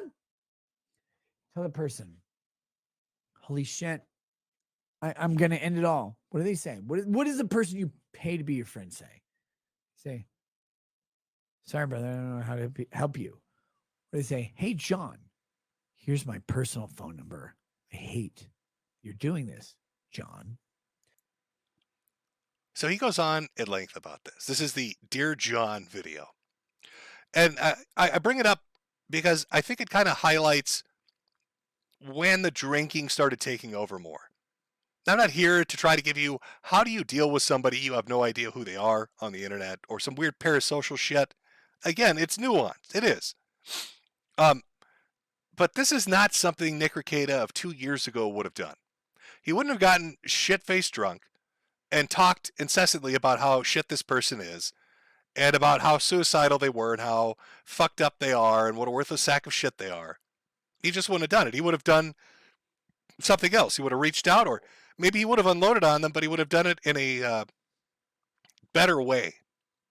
And I think it kind of highlights, like I said, that escalation, right? That acceleration that took place over the last year, where you can kind of see like the alcohol and the other shit kind of coming in. I mean, he went from a guy with a stable, normal life to somebody that's drinking more and more, getting drunk on stream, missing streams, apparently, allegedly doing drugs, based on a police report of finding drugs in the house. Can't say they're his. We don't know 100%. But the police saying, oh, the wounds on his arms look like track marks. His behavior's erratic. And, he's lost weight. The way he looks, the way he acts, kind of seems like somebody doing drugs. So, I mean, it's a fair guess. And then, engaging in risky sexual behavior that's already led to a dude's marriage disintegrating. And I can't say that that the rackets are responsible for that. Maybe Aaron and April hate each other and they never got along and they were going to get divorced anyway. But having a throuple relationship probably didn't fucking help. And if you listen to Aaron in that one clip where he's talking about, Nick's doing all these rails, he's snorting big fucking lines, and now my wife's doing the same shit. It feels like, he's saying, hey, this guy was a bad fucking influence. This was a guy that didn't give a shit and was a bad influence on her and made a problem even worse. So, you've got all this erratic behavior that's being fueled by, activities and behaviors that aren't fucking cohesive to a good, happy lifestyle. And it gets worse and worse. And this is one of those examples. What's another example then? Well, let's look at Eric July. Now, I know, oh my God, Eric July. Oh boy. I asked when I did that stream about 4 months ago, why am I supposed to hate Eric July? What's the funny thing about the guy? And the most response I got was he can't handle trolling and he overreacts to shit. Well, I mean, fucking spoiler alert, nobody likes to get trolled and people overreact. I mean, that's kind of basic bitch shit, right? That's not something that paints a huge target on somebody in my eyes. Like, the whole point of trolling is to piss people off. If they get pissed off, you succeeded. So, if he was getting trolled and got pissed off, sounds like they accomplished the job. But that's the end result they're looking for, is him getting pissed off. Or he overreacts. Oh, okay. But I mean, what about those two things makes him this huge lolcow that, should be having people show up to his relatives' graves and pissed on? Because that was one of the things they kept talking to the guy about. We're going to go to your grandfather's grave and desecrate it because you overreact to trolling. And then they show up at the grave. I don't know. But while this is going on, between all these different parties that are invested in it, Nick Rekieta is supposed to have a friendly relationship with Eric July. But he starts making some snide comments. He starts saying shit like, I wish you 1 million sales to Eric in regards to his comic book while this is all going on. Or telling him he needs to take a joke better, or kind of siding with the people that are giving Eric shit until they have a showdown on his podcast. I gotta say, you mentioned that I never reached out to you. I don't have any DMs either. Well, I've never taken issue with you like that. Dude, you called me out on 2 live streams by name. Well, yeah, because you were talking about me, Nick. The fuck? Like, again, this isn't here we go. We're back to square one where it's like, I'm the responding agency here. And then you're like expecting, having that expectation of me. I haven't contacted you because I haven't had a fucking problem. Sounded like one today, brother. No, I gave you my position, and that was my genuine opinion of the situation. I thought the shit was fucking corny. That was my position, and that's cool. That's all that it was. And yeah, like if I had like a genuine problem, and this is what I see you didn't acknowledge this, but when I said what it is that I said, I was like, hey, I don't have it. Disappointed as I might be, I don't have any fucking. Yeah, I don't wish no ill will, and I don't got no fucking problem with you. Because if I had a problem with you, I'd just tell you, Nick. All right. So yeah, that's why you haven't got no DMs from me. Okay. Yeah, I have not seen any reason to quote unquote correct you or anything other than clarify my position of I think this shit's gay completely. Dick started it. I mean, Dick responded to Nina, but yeah, Dick started it, and that you eventually engaged. I think your fans engaged at the beginning and stirred shit up.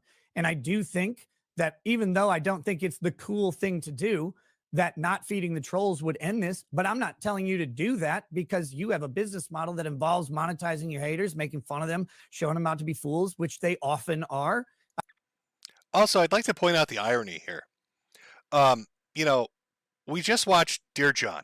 And if you remember, that video starts out with Nick going on at length about those fucking Kiwi farmers. And here he is chastising Eric July, saying, hey, you engage with your haters and you feed the trolls, and that's your problem, man. This fucking situation exists because you don't know how to hold back. When Nick literally is doing that. I mean, how, Nick, are you going to get angry with Josh and Kiwi Farms and people fucking with you online or talking about you or speculating and theory crafting, and engage with that, and then offer the advice to some other guy going through some shit and saying, oh, you're doing basically all the shit I'm doing. I mean, was that introspection that we just caught there? What is that? Somebody explain it to me. I've laughed at plenty of those. I still laugh at it. Riley's a fat fucking retard and a stupid idiot for showing up at your business. If he did that to me, I would tell him he's a dumb motherfucker. Okay. So the reason I've never messaged you, and I say this publicly, is because you didn't want to talk about the lawsuit. I didn't want to accidentally drag you into that conversation. You could reach out. You did today, which is awesome. Is there anything else you want to say? I don't want to sit here and belabor this. I got no bad blood with you, man. I hated hearing that you thought that like I was being dishonest or disingenuous in any way, because I've never been. And if I had a problem, I would fucking tell. Again, I want you to think about how weird this is. Compare this to Dear John. I think this is really important. What was the two things already within the first 2 minutes of this that fucking kind of blow my mind? He was upset with the Dear John video because trolls were fucking with him, and he saw this guy as part of that trolling group and these fucking Kiwi farmers. He then turns around and tells Eric July, don't engage with your haters, even though that's what Nick does. And now he's going into this. I'm going to back it up. I want you to listen to this again because it's kind of stunning. They often are. I've laughed at plenty of those. I still laugh at it. Riley's a fat fucking retard and a stupid idiot for showing up at your business. If he did that to me, I would tell him he's a dumb motherfucker. Okay. So the reason I've never messaged you, and I say this publicly, is because you didn't want to talk about the lawsuit. I didn't want to accidentally drag you into that conversation. You could reach out. You did today, which is awesome. Is there anything else you want to say? I don't want to sit here and belabor this. I got no bad blood with you, man. I hated hearing that you thought that like I was being dishonest or disingenuous in any way, because I've never been. And if I had a problem, I would fucking tell you. But I don't have a problem with you. I want you to make all the money on earth. Yeah. Here's the second point. I want you to really, really take this in.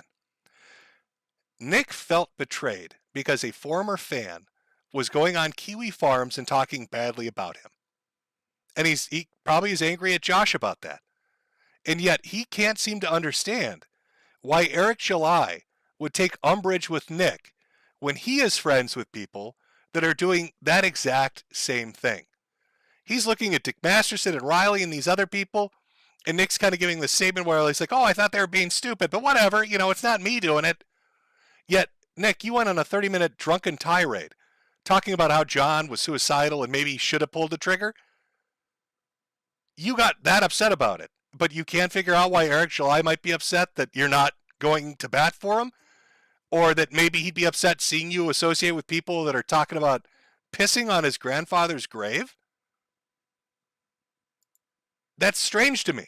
It's strange to me how you can have a 30-minute tirade and basically be doing everything that you're throwing kind of on to Eric July. It's weird. And I appreciate that. Tomorrow. People will always go, why don't you ditch Dick? And I go, because at the end of the day, no matter what you think about Dick, me, anybody else in this situation, Dick is honest. Oh, wait, you serious? Let me laugh even harder. And I'll say this about Eric.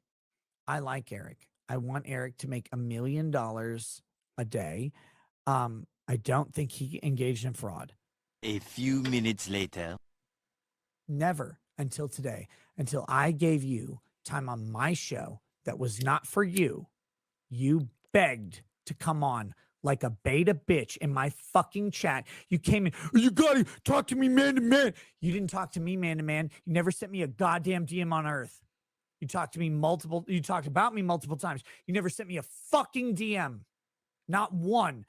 Notice how the anger's ratcheting up while he's holding the drink, by the way. We talked about this earlier as he kind of has descended into a spiral. Completely sloshed when he's talking about Dear John and his anger at this ex-fan for kind of stabbing him in the back.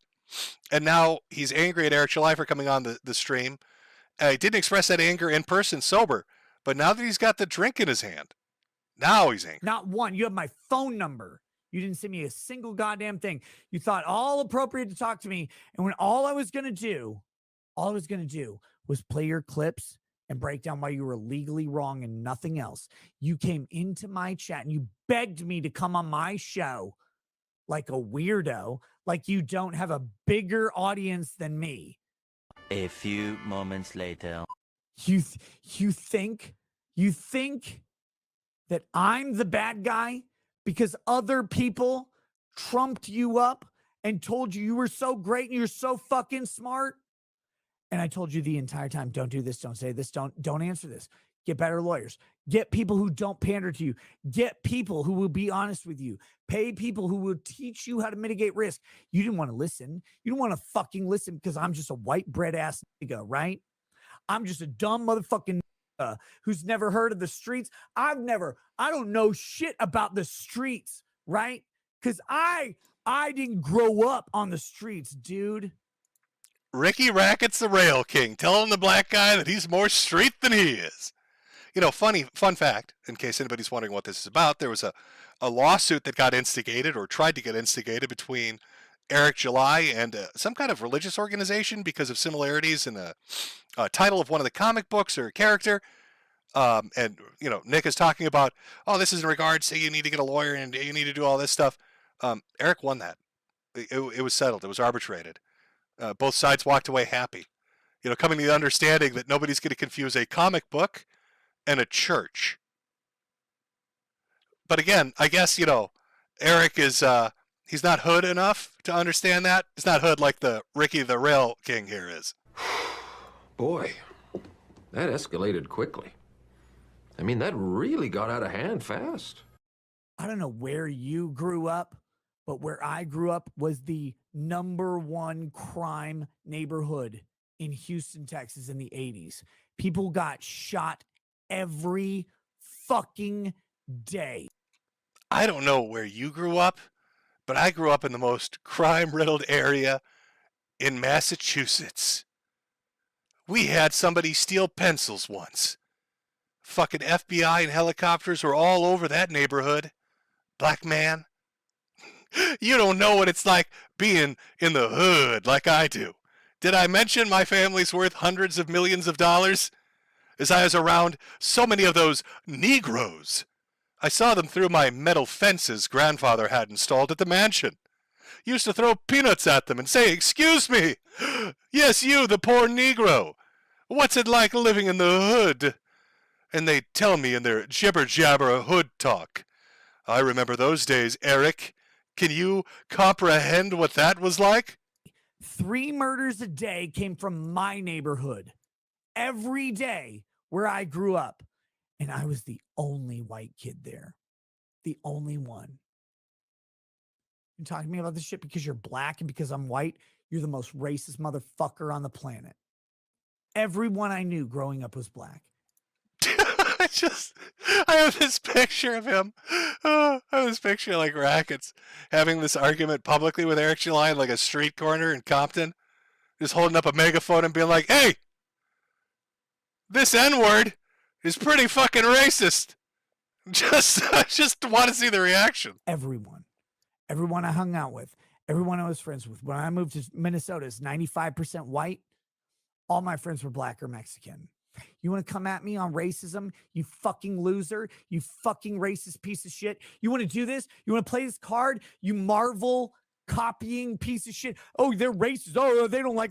Where was this anger when he was on your show? Oh, you were sober. Why are you acting like this now? Oh, you're drinking.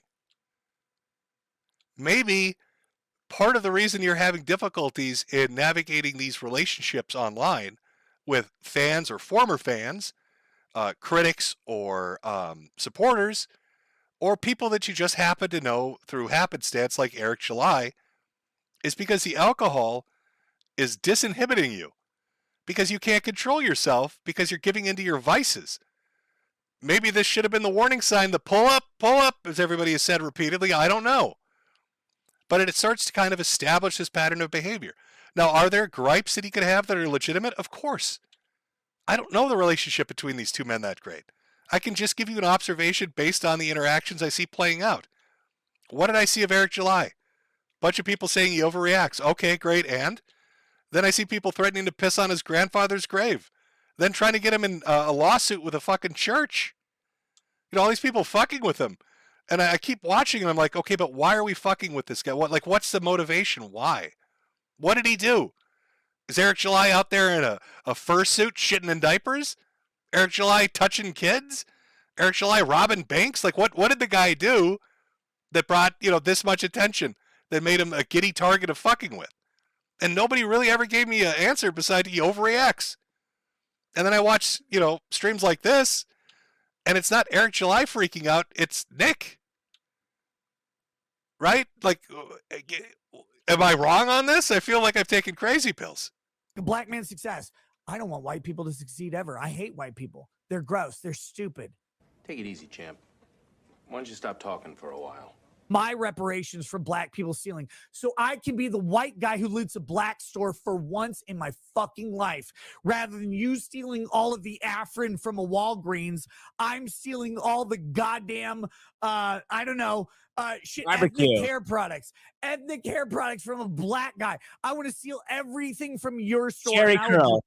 I'll bring David Blaine to do every fucking second of it. I think black people are hilarious. They're my best friends. White people have never been my friends in my life. But you're going to, I already know you and your fucking little posse of race baiting SJW Marvel cocksucking pieces of shit are going to come out and be like, this race is. Well, I mean, Nick, if he was like that, why were you friends with him in the first place? Like, if he was a race baiting SJW piece of shit, why were you associating with him? I don't know, but let's fast forward a little bit and take how did it turn out? Well, Eric won his lawsuit arbitrated his lawsuit against the church. Nothing happened. Like I said, because why would it? Like, how are you going to confuse a comic book and a church? But let's look at how things went. Nick, I wish you $1 million. Eric makes $1 million. Well, his comic book, $1 million. Was wildly successful. Nick even responded to me saying this because I said, Nick, quickly wish me $1 million hat sales. Why more or way more than $1 million? I want a hat on every child. Not sure why everyone thinks I'm serious. I always loved and supported the concept of the Rippaverse and always said I didn't care about the quality of the product. I love the idea of the independent creation. My messaging on this was consistent before and after the drama. I hope you get 1 million chemos. This probably is why I'm still alive. He's wished me 1 million chemos. I heard Yaira broke $1 million. So big congratulations. You're welcome, Eric. I kept wishing you would make $1 million. You have several times. So awesome. So awesome. What's Eric been up to lately? Oh, McFarlane. McFarlane fucking Toys is making a statue based off the comic book he just drove to wild success. So I don't know, man. I mean, I know Nick was out there saying you should have listened to me and you got these lawyers and you do it this way. It seems like he did pretty fucking fine on his own there. Seems like he was doing just fine on his own there. So you're starting to kind of establish. He's getting into fights more and more. Maybe they're justified. Maybe they're not. He's drinking more and more. Seems to be getting a little out of hand. Missing more of his local streams. Things seem to be kind of weird. He's doing these hot tub streams. He's got these women coming over. This guy's getting a divorce. Just some weird shit's kind of going on. And that leads us in to this week. And this week is when shit hit the fan. This week is when everything kind of came toppling down. That's why you're getting mugshots. And it starts with a stream regarding a civil suit he's involved with. Now, Montegraph might be somebody you're all familiar with. Back in the day, I had my own encounter with Montegraph. Montegraph, what did I call him? I called him Q Boomer. And he had his little friend, Agent 99 or some shit like that. And they'd go around starting shit with people and threatening them to dox them and do this other shit. And at the time, Montegraph was fucking with this guy called Drummer. I think it was Drummer. I think that was the name of the YouTuber. I can't remember 100%. And so, I thought that's fucked up. And then I got into my own little shit-flinging contest with Montegraph like 4 or 5 months. Now, I'd like to... I want to give some backstory here because Nick has said on occasion, and you'll see it in the stream as we go over this, that I introduced him to Montegraph, but there seems to be like a weird insinuation that somehow I got Nick into this. So I'd like to clear that up real quick for everybody. So here's fact number 1 about Montegraph. This is a stream I did with Nick. It's the archived version of it. If you look in the upper right-hand corner and look at the date, it's from the end of June. And if you look at that year, what's that year say? Oh, 2019. Now, Montegraph ended up suing Nick Rekieta because Nick started making statements that Montegraph was a flagrant pedophile and that he molested boys and different things like that. And then he said, sue me. He challenged Montegraph to sue him. But remember, the stream I did with Nick about Montegraph and about a lawsuit he was engaged with was in 2019. If you look at this is from Kiwi Farms, where they talk about when the lawsuit began. It says on the 11th of January of 2023, through summons issued on December 12th of 2022, Steve Quest, who's Monograph, sued Nick Rekieta for defamation, intentional and negligent infliction of emotional distress based on statements made in October of 2022. So that's over 3 fucking years later. Now, if you go back and watch those streams about Monograph that I did with Nick, where we talked about the case, or about the independent ones that I did talking about what he was engaged with Drummer, you'll see that I talk about Monograph as being a Q boomer. I make fun of him for being old and weird, and tell him his memes are shit. But that's about the gist of it. I mean, there's nowhere in those streams where I say that Monograph is a pedophile. So I'm not saying that Nick is like insinuating that I'm the one that put him on this path to make these statements, but I never said them myself. And besides that, this is 3 fucking years later. He decides to go off on Monograph. So I wanted to put that out there to clear that up a little bit. I'm muted. Ugh, I know the feeling. So this all leads into, this is a backstory. So Nick is dealing with this lawsuit, this civil lawsuit with Monograph, who's suing him. He hires like a big boy lawyer, Randazza. You know, like this is the free speech lawyer. This is the big buck motherfucker that's going to come in and clean house.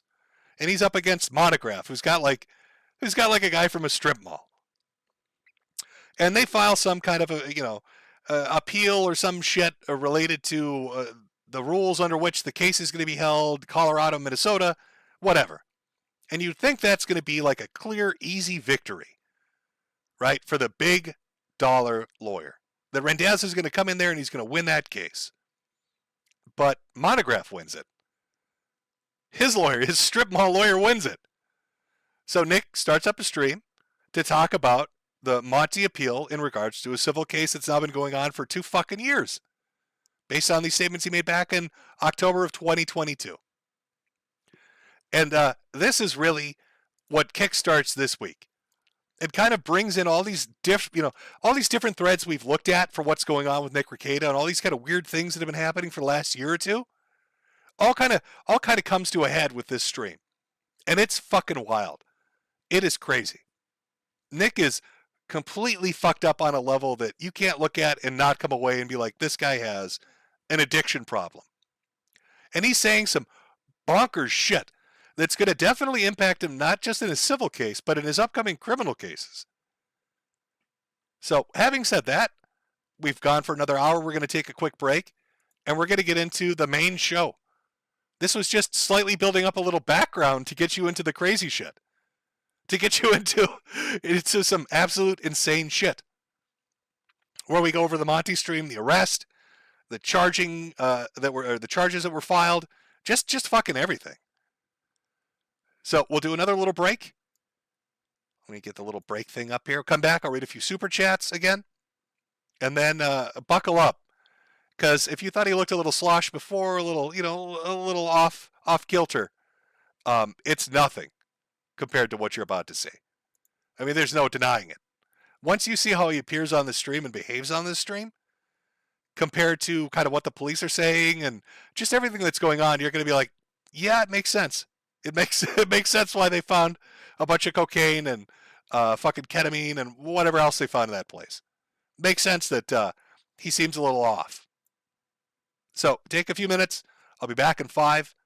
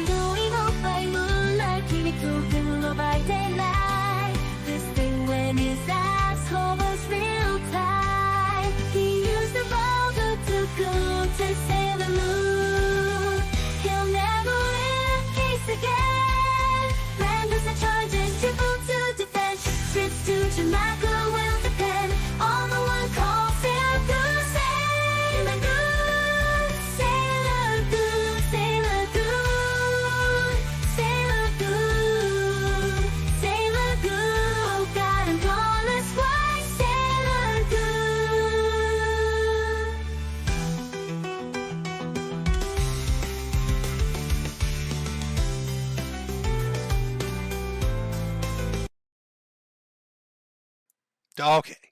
Hopefully you all emptied your bladders, got some smokes, had a drink, and fought off magic hands so they don't take over your life. Maybe call up Chris Boers for an exorcism. Because we're getting ready to get into the meat of it all. The wild week that Nick has had. It's a lot of shit to go over. It's going to take a while, maybe an hour or 2 hours. I don't know. So we'll do our best. We'll see how long my brittle ass can keep it going. Let me read a few things here from Cash App. We'll start with that. From Heather for $150. Oh, big dollary dues. Continued prayers for your health. Well, thank you very much. Appreciate it very, very much. Social engineer. Thanks, Jimbo. Please call my friend Pizzagate Will a cunt. Well, there you go, Will. Apparently you are a cunt. From Joshua Dill. Nick Shadow is running the show now. From Alejo. There's no... Is there a personalized note? No, maybe I can read that differently. I don't know. From Jaeger, throw cheaters into the sun. Got one from here from Kevin. For your Transformer addiction. Well, thank you very much. Oh boy, a few more and I can run out and get one of those fancy X-Transpot third-party figures that'll snap on me when the pegs explode. From Zachary, since Shade likes to run, why not? Oh, why is that? I'd cut it off. Why not H? It just says, why not H? It'll be a mystery now. I'll never know. From Omar, Rip Nick Rekieta. From Lusania, hope your ribs heal up well. Oh, they hurt like a bitch. Broken ribs are the fucking worst. God. God bless the goal, Sui. Okay. Let me switch over here to Ko-Fi, read some of these, and we'll get right back into it. Again, I'm trying to stay a little on top of it so I don't have to do 82 hours at the end reading through things. Let's go here. We got one from Live Screaming. Jim and the Medallion are like matter and antimatter colliding. Maybe it would cure you. Dick is a nonce. Can someone get SBCC to give Nick a call? I don't think, I don't know what happened to SBCC. Southern Poverty Call Center. Is that what you're talking about with the phone pranks? I lost track of them after streaming. I know they popped up for a while, but I don't know if they're still around, if they still do their thing, or what's going on with it. From AI Stella. So Rekieta wore the profane Sonichu amulet, and Sith went downhill fast. Is this a Christian curse? Has Sonichu really chosen a new non-true host? Also praying for your continued survival. Thank you very much. Oh, we got a big dollar one here for 200 from Kalako. Thanks for the laughs over the years. Hail to the King, Sweetie Squad. Well, thank you very much. Captain Autismo. Kingdom Hearts is for Faye get better music. I think it fits pretty well. I think we're all just a little bit gay here, okay? We're living our best life. From Ty Beard, damn it, Nick, we lost the case again. That's appearing so. Appears like that might be the case here. From Onani, Master Kurosawa. I skipped it by accident and went to the wrong thing. Hold on. Or did they change their name at the last minute? They changed their name at the last minute to A Million Chemos and a Baldo. Happy you're still streaming and hope you're having a relaxing Memorial Day weekend. Actually, technically, today is not Memorial Day weekend anymore. At least not in Minnesota. It's George Floyd Memorial Day. So I'm celebrating. I don't know exactly what I'm celebrating, but I probably shouldn't make a joke about it because I'll get arrested in Minnesota for it. Or Susan will come and beat me with a wine box. I know she doesn't work at YouTube anymore, but she holds a fucking grudge. That lady's a dangerous lady. So, enough with the cock teasing. Enough with the blue balling. All right, chat? I want to see a little energy. Let's get some energy in the fucking chat. I want to see you say obnoxious shit. Spam that chat. We need to get the energy up because we're going to be watching drunk Nick Rekieta slur. And we need to keep ourselves awake. You need to give me some 07s. Let's get some 07s in chat. Let's wake up. Let's get up. Let's do a little wigger wiggle that Ralph would do.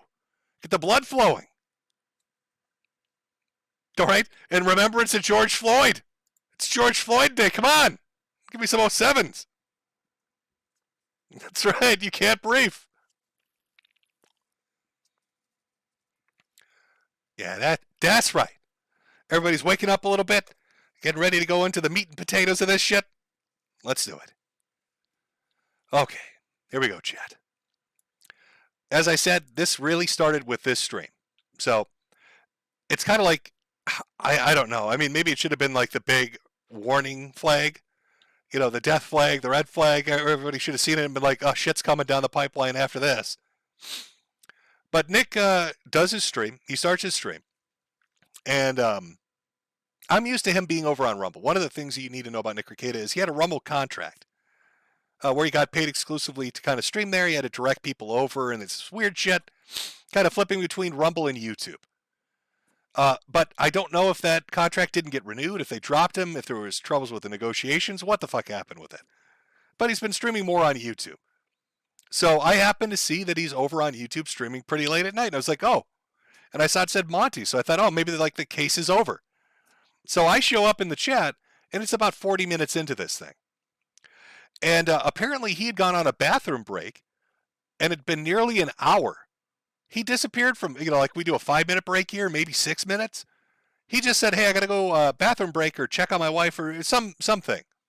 And I'll be back in 10, 15 minutes.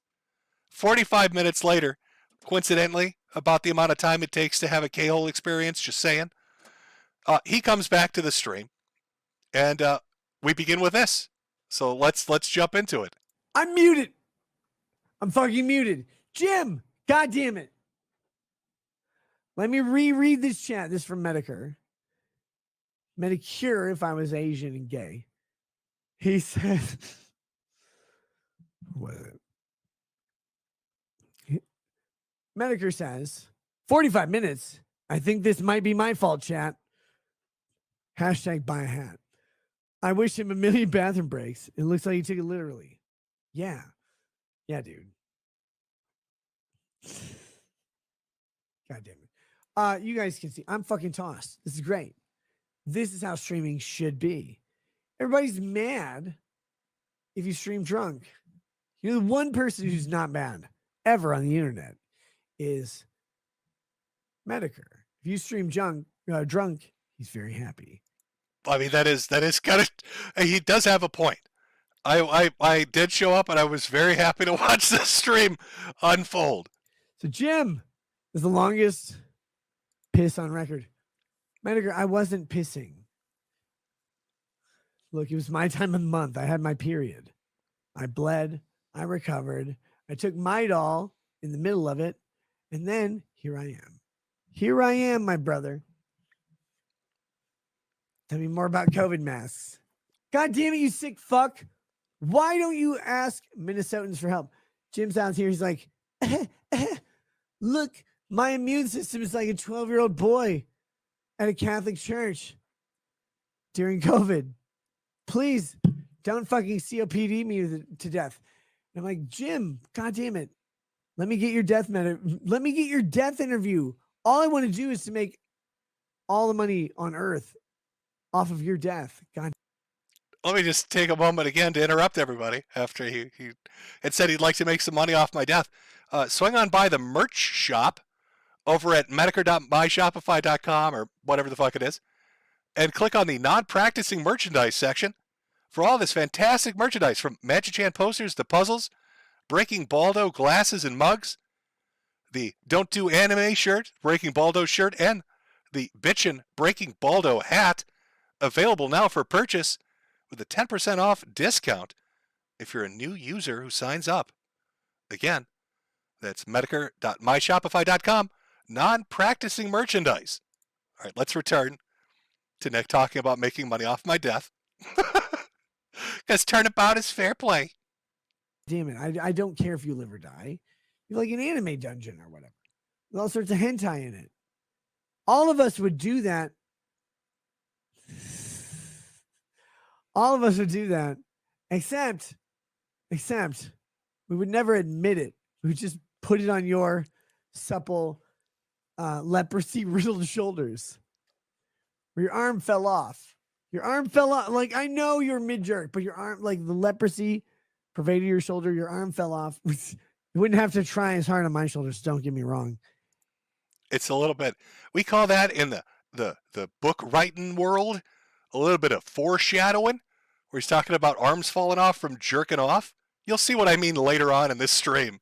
and like falling down, like forearm and upper arm or whatever. That just did it. That just did it. And I know, but like the leprosy severed of that. I would crowdfund every amount of hat I can to just get your leprosy riddled arm back on your supple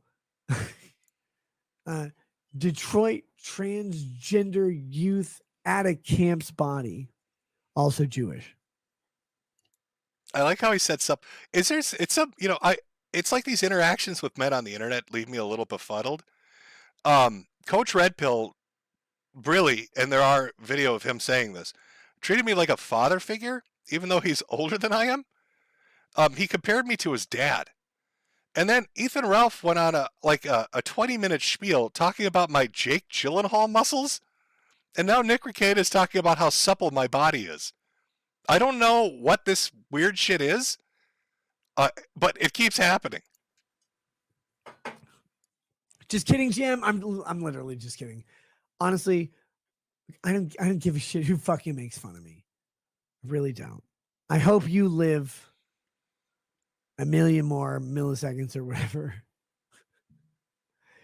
Dude, seriously, get healthy. Do what you need to do to get healthy. I don't fucking care about this internet shit. It's so stupid. Get what you need to do to get healthy. You're in Minnesota. You're dealing with the same communism as I am. Now on to me, because Jim is an unimportant little faggot wallowing over there like, oh, I'm dying. I've got terminal illnesses or whatever. Like, yeah, that's good. Would you die already so we can grift off your death? Oh, I'm going to do my Metokur stream where I make fun of somebody for 24 hours. Like, Jim, will you just die already? Will you just die? Why won't you die, Medicare? Jim, why won't you die? In a million milliseconds with your supple Jake Gyllenhaal muscles. Die. Please, dear Christ, let me tell the world how Black Lagoon is the same as Andy Worski looking to PPP's asshole. Like, will you just do that? And I can cough like 3 times an hour for you? Or I have cancer rates. Like, I could just do that. I have a wife named Jade or what? I don't even know. The Jade thing always makes me laugh because I think of the Charles Bronson movies where he hates Asians. So I'm like, yeah, every woman in those movies are named Jade. Why wouldn't Metokur be married to Jade? I don't know. But legitimately, please live. Please. Please live so we can throw you off a snow-covered balcony next year. You can die or whatever. I don't care. Like, I'll throw you into Tim Walz's butthole. I just love, have you ever been around somebody that's like really shit-faced? They're like really, they're beyond 3 sheets of the wind. They're at 20 sheets at this point. And it's like a flow of consciousness where you don't really, like they're going for, they have like a joke or a premise they're going with, but it like melds into other things. And it's word vomit. It's word vomit, and they're totally into it. And it's almost like you're just watching it like almost stunned fascination, like a documentary. Waiting to hear like some old British man talk about it like he's watching lions and leopards in a pack or some shit. Or Jacob Frey, the mayor of Minneapolis. Do you know what I'd pay? Jim, please pretend to be a child so I can donate to Make-A-Wish just to have you learn black. By the way, I had a fucking killer joke for that he never addressed. I don't think he did. When he said, Jim, pretend to be a child in chat, in chat, I had commented and said, I don't know with Vito around if I feel comfortable pretending to be a child. And he never picked up on that one. It was killer. It was gold. Should have mined that one. People dancing from Jacob Frey and record it.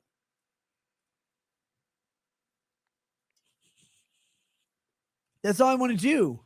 My life is literally, I want to watch you learn from Mayor Jacob Frey how to dance like black people.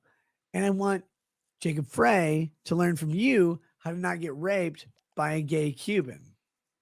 I don't know if I want to pretend to be a child with Vito in chat. There we go. Oh my God. No, you can't be a child with Vito in chat. Vito is barred from this chat. He cannot be within 500 internets of this chat. Because if he does, he might find a minor. And if Vito finds a minor on the internet, he literally fucks the CD-ROM drive because he doesn't have a new computer. He fucks the CD-ROM drive until his dick runs Jewish, and it circumcises him again. I think that was Nick Rekieta saying that Vito is a Jewish pedophile. Feel free to clip that one, send it on to Vito. I did this wrong. There's no innocence here, and you know it. Jim's basically a baby. It's true. Nick, what the fuck are you talking about? Vito being a pedophile, Monograph being a pedophile, Metokur being dead from cancer AIDS, Legal Vices being Korean. How is this hard? You've been like, did you piss out your bladder? No, I only pissed for a very short amount of time. What I did the rest of the time is between me and you. Metokur, you want to come on? We come on my face or whatever? Oh, Jesus Christ. Hold on. God damn it. What the? Let's see, Metokur, do you want to come on my face? What's the next level, chat, beyond a thruple? What would 4 people be? What would we call? Is that a cruple? Quadruple? So it's a quadruple couple, a cruple? A crippled cruple. Is he trying to invite me to become part of the crippled cruple? I'm not sure.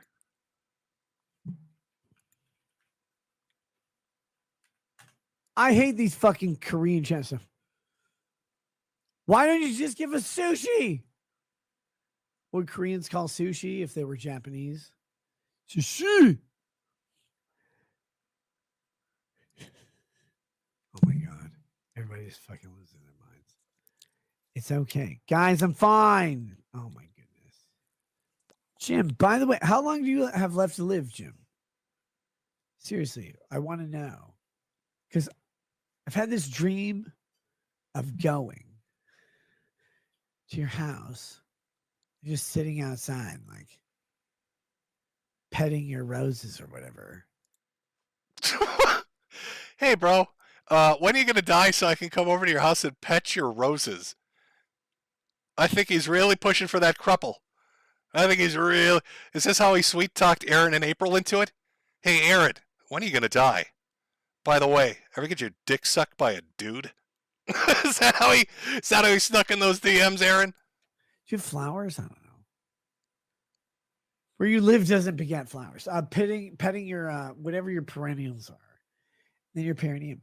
Like, oh God, Jim. I just want you to live through this. Will you please have an enlarged prostate, but then get over it? And you're like, no, Nick, I can't. COVID has got me. I called government at first. I told them that COVID was going to kill millions of people. And then it did. And I'm like, Jim, the elderly aren't people. Neither are blacks. And you're like, no, but that's who they killed. So it killed old people and black people. I'm like, well, there aren't old black people. So those are white people. And then he killed black people. And you're like, I'm like, Jim, why are you so scared? And you're like, I have COPD of the vagina or whatever. I'm just as lost, chat, watching this the second time as I was listening to it live. But boy, was it entertaining. I don't like. I'm talking about like Mayor Frey and gay Cubans moving into petting roses, and then COPD of the vagina and COVID. I don't know where we're going with it, but I'm on board. You just want to, like, you just don't want to die from Governor Tim Walz. Jim, I will protect you. I will put my mouth, buttocks, whatever it is, over your fragile, sensitive vagina. I'll save you from that. But your skin isn't going to give you COVID, and I didn't have COVID. What am I? Jewish? I don't have COVID. Come to your house, sit around in your front yard until you come out because you can't stop me anymore. I'm just sitting there meditating over tea or whatever. Like, Jim will come. If I don't build it, Jim will come. You come out and you're like, what are you going to build there, champ? I'm like, I don't know, Slugger. Can I call you Slugger? Because I think I'm older than you. But if I'm not, you look younger than me because you look like you're dying. I want to build a movie theater for you, Jim, to just play Charlie Brown movies for the rest of your life. It's probably going to be 2 or 3 minutes. I want that to happen. And we just have us have a good time. Why? You know, the funniest thing I find about this is like when you get this shit-faced drunk, it's you know, like you're on a stream, you're doing this. You can't turn it off. So what you're hearing right now, this pure insanity of just the stream of consciousness that's hard to follow, is probably what the whole family heard around the fucking breakfast table the next morning. Like, this is the shit. They probably had no idea what they were sitting down to. Like, Mom, why is Dad talking about petting roses? What the fuck is going on? A movie theater, Charlie Brown. Mom, I'm scared. And who is that blonde woman, and why is she K-holing at the breakfast table? She should be in the slave quarters. Why is it so hard? You're like, but I'm in St. Louis Park. You're not. I know. This is a joke. I'm in St. Louis Park. That's where all the Jews are. Like, Jim, how much gold do you have? He's like, enough to mortgage 12 houses. But because they're Jews, 24 houses. 3.5% to maybe 12%. Jim, don't do it. Instead, I need you to go. I need you to go to the Mayo Clinic. Hand him a jar of Hellman's and say, please, gentlemen, save me. Save me. Here's Hellman's. Put it on the back of the bread. Put it on a sandwich. Put it on. Oh, God. You know, I want to take a moment. Many people don't know this, but Nick Rekieta actually is a stand-up comedian. He's done stand-up comedy. Interestingly enough, I think it was for the guy whose wife he ended up fucking. So let's see. Stand-up comedy, future career? Question mark? Yes or no? Let's start that poll. How supportive are we, chat? Come on. I'm thinking we've got the next Jerry Seinfeld here. I'm thinking syndicated TV, maybe an HBO special, sometime on Netflix. How much would you pay to get in for this? Well, what's the top dollar amount you'd be paying to get in for this? Somebody chat, good old LA comedy. That's one way of putting it. I think I found the next career after the law. Stand-up comedy. Just get totally shit-faced drunk and talk nonsense about mining gold and petting roses. Classic Seinfeld. What about the airline peanuts? Tim praise fucking Cuban men. I don't fucking know what's going on. Put it on a soup. Chicken wings. I don't care. I just need the Hellman's mayonnaise to keep me sustained.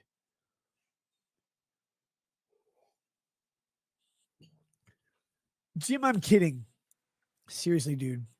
Also, do you notice he's drinking out of two completely different glasses nonstop for the last 10 minutes?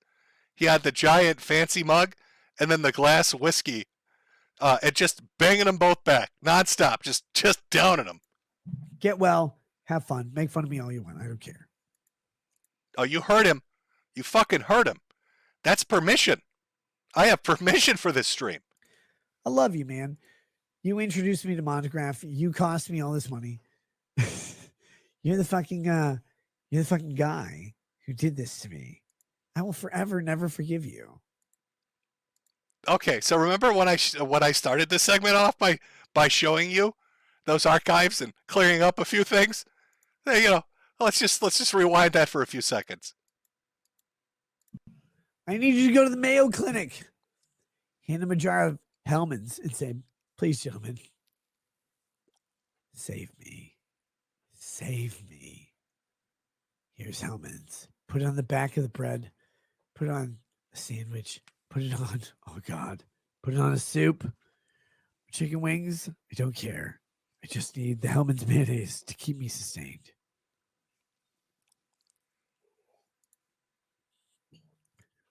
Jim, I'm kidding. Seriously, dude. Get well, have fun, make fun of me all you want. I don't care. I love you, man. You introduced me to Monograph. You cost me all this money. You're the fucking guy who did this to me. I will forever never forgive you.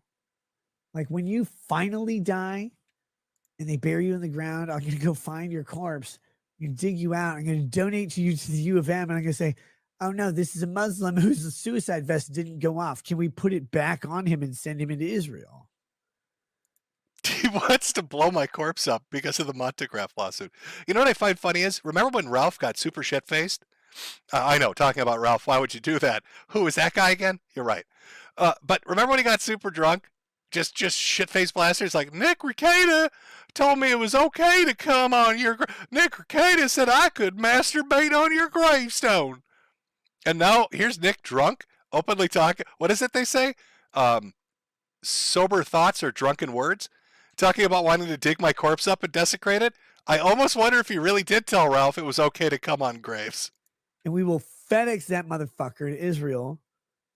His name will be Muhammad Allah, who, I don't know, Boba Tea or whatever. I'll put the vest on him.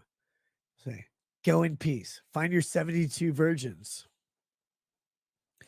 And that man will flow right into Israel. He will blow up in town square. He'll kill probably 2 or 3 Jews. No Jewish women because they keep them for the calendars. They don't put them on the front lines. And then, only then will he go back to Muslim heaven. He will find, oh my God, 72 World of Warcraft players. And all of them play Warlock. And they're all like, please, please, please, please, don't bend me over. Keep me standing. Because that's how I like it. Does anybody know what the fuck he's talking about? Like, I'm amazed that he can sit straight up. If I got drunk to this point, I wouldn't even be coherently saying words. They'd just be sounds coming out of my mouth. Be like wind. People would think I was whistling. How drunk is that asshole? He's whistling over there. How many Bacardi 151s has he had? Nick's just pounding back glass after glass of whiskey, going on about digging up graves and putting suicide vests on them. Like, what the fuck is this? Jim would be like, why is I didn't do the suicide bombing. And I'll call hell myself. And I'll be like, hey, by the way, Jim, I did this. I did this to you. But I'll buy a hat. I'm kidding. God damn it.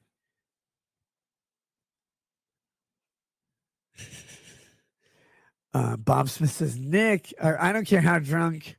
I don't care how drunk he is. Who gives a fuck? Nick said, buy 2 hats. Do you have one that comes in yarmulke? I need that for my circumcised penis. Literally, the chat doesn't know. You do know. I love Metokur. He's a guy who grew up watching. Do you see what I mean by how weird this is? I think Nick is 42. He's like 1 year younger than I am. You grew up watching me. We're the same age. I was 30. Like, because we don't grow up in our teens anymore. We grow up when we're 30 or whatever. And Jim's out here making fun of people. And I'm like, oh, God, I used to make fun of people too. I can do this. He's doing that. And now Jim's making fun of me. And I'm like, God damn it. Prescient. Good. I'm going to keep doing it because I want more. I want him to stay alive. I want him to like do that thing where he travels around the mall and they have that treadmill. They have the black guy running on it. They're like, see if you can keep up with the black guy. And the police officers get on there and they just fall over and over. But like the one Mexican gets on there, the black guy has a green card in his hand. The Mexican overtakes him every time. He's like, oh, I will shingle your roof or whatever. I'm going to get you. I'm going to get you. And he just chases him down. I want Jim to have one of those with his wheelchair with Bill Gates, like where he's.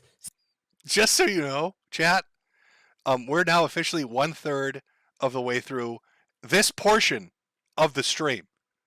There's 25 more minutes of this amazing comedy bit. So he wants to dig me up because of the monograph thing, blow me up, gay Cubans somehow, hang out on my lawn, something about Hellman's mayonnaise repeatedly. Now wants me on a treadmill, running from the police like a black man. I don't know what this conversation is. It's charming. It's fun to watch as a outside observer. There's nothing more entertaining than a drunk man being drunk. But do you know what's not entertaining? Being the drunk man's kid at the breakfast table. That's not entertaining. It's funny for everybody else, but not when he's your daddy, Nick. It's a great show for the audience, but probably fucking terrifying for a kid. I don't know. Sitting on Bill Gates' lap, just like rolling 12 miles an hour. He's like, I've got super buff arms. I don't. Jim's arms are way better than mine. And then you think about it and you're like, oh my God. If this man were in Hiroshima, he would need a fucking handicap ramp to survival. They didn't even have those. They didn't even have those. They flash images of Japos on the wall. They put them into dust and made them into pudding for Dr. Phil or whatever. You're like, oh God, what would Jim have done there? Like, no, he wouldn't have done that. He would have been FDR. He would have been FDR. No, he would have been an American president in his wheelchair. Would have rolled up. And then he would have died and left it to Eisenhower to solve the goddamn problem of the Japanese. Eisenhower created anime, Jim. You didn't. Why? Why'd you lie to me? Why'd you lie? You said you created anime. You're watching these big titty anime bitches. No. You created the interstate highway system.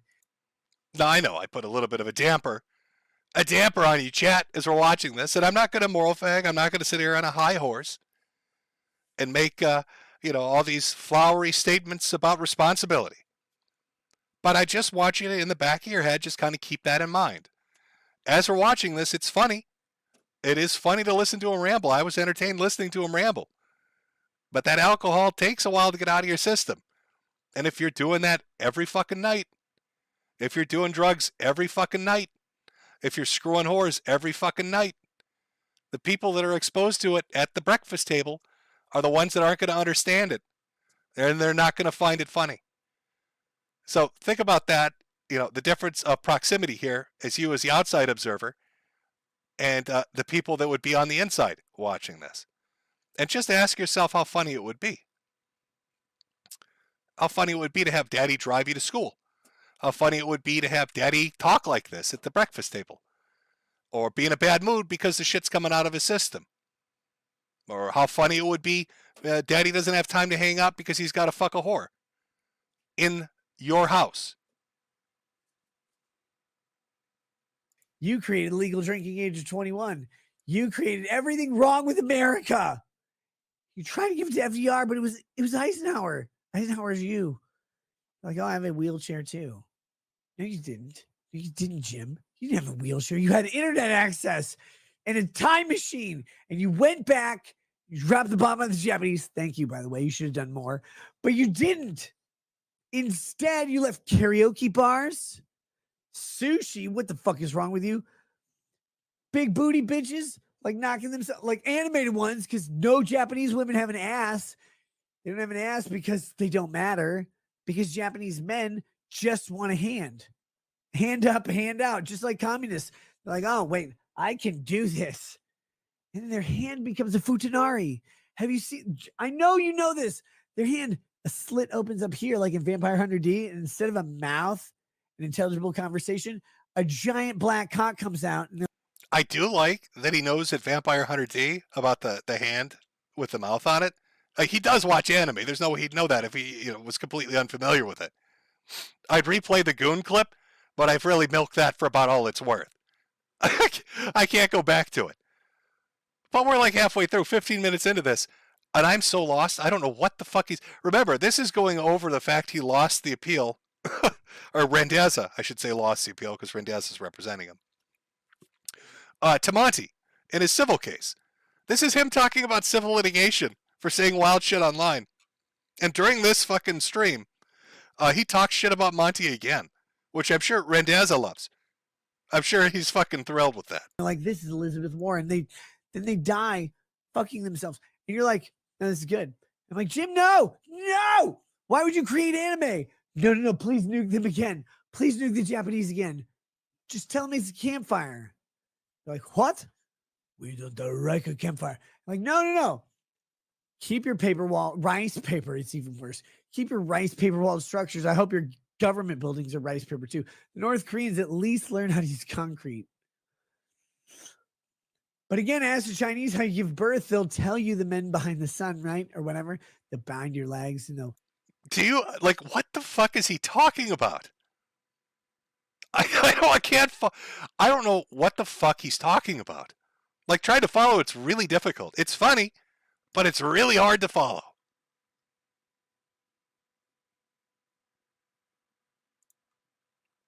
Oh, sorry there, chat. For a second there, OBS freaked out on me for a second. No, you sit there and you're like, no, we want to create anime. We'll create Japan. Japan will be better with anime and Tom Cruise. Like, stop. No, don't do it. Don't do it. Remember that rollerball movie where James Caan killed Japanese people with his bare fucking hands? That's what we need. That would stop anime. A nuke doesn't stop anime. Bare fucking hands of James Caan, he'll kill every anime motherfucker on the planet. He can team up with Charlie Bronson in Kinjite. He's like, I don't need your kimono wearing motherfucking slant-eyed ass. Yeah, somebody in chat is like, is he in a loop? Are we watching somebody in a loop? A little bit. You know how Ralph would say any loop? Hey, you find somebody with like a substance abuse issue where they imbibe a little too much alcohol, they're doing a little too many pills, they're doing whatever it is they're doing. They find themselves in these mental loops where it's almost like they've gone delirious, right? They've completely disconnected. Like you'd be like, this could be a story that you'd watch on, what's that YouTube channel? Trip Report, you know, where the guy reads off everybody getting fucked up off some substance a little too much on the dangers of alcohol would be this a 30-minute episode on this fucking portion of the stream. He's just kind of looping in and out and flowing with the consciousness, and it's really hard to keep track. So we're going to fast forward a little bit because it's pure insanity, because we have so many clips to get through. And this is just the Hey Jim portion of it, which is about 30 minutes. Dialysis center, and all their kids are the fucking daycare that I went to. I went to that daycare. It's America's Choice Daycare, West Gulf Bank in Little York, by the way. Look it up. All you want. It's great. And then you're like, why do I have less representation in my vote? We couldn't vote yet. We were children. Why do I have less representation in kickball than the Indian kids? One of them is a sniper.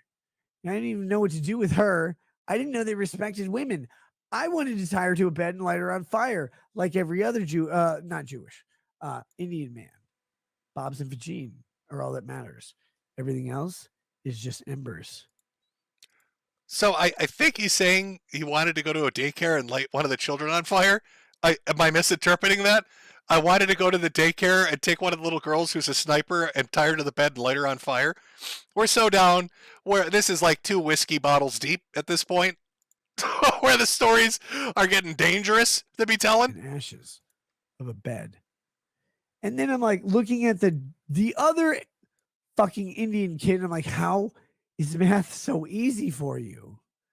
Why is that? He goes, oh, because my name means garbage. And the only thing I can do is climb the economic ladder. But if I can't detail what the ladder means, I don't know how to climb it. Like, are you that guy from Slumdog Millionaire? He goes, yes. It'll be released in 15 years. Please watch it. I won't.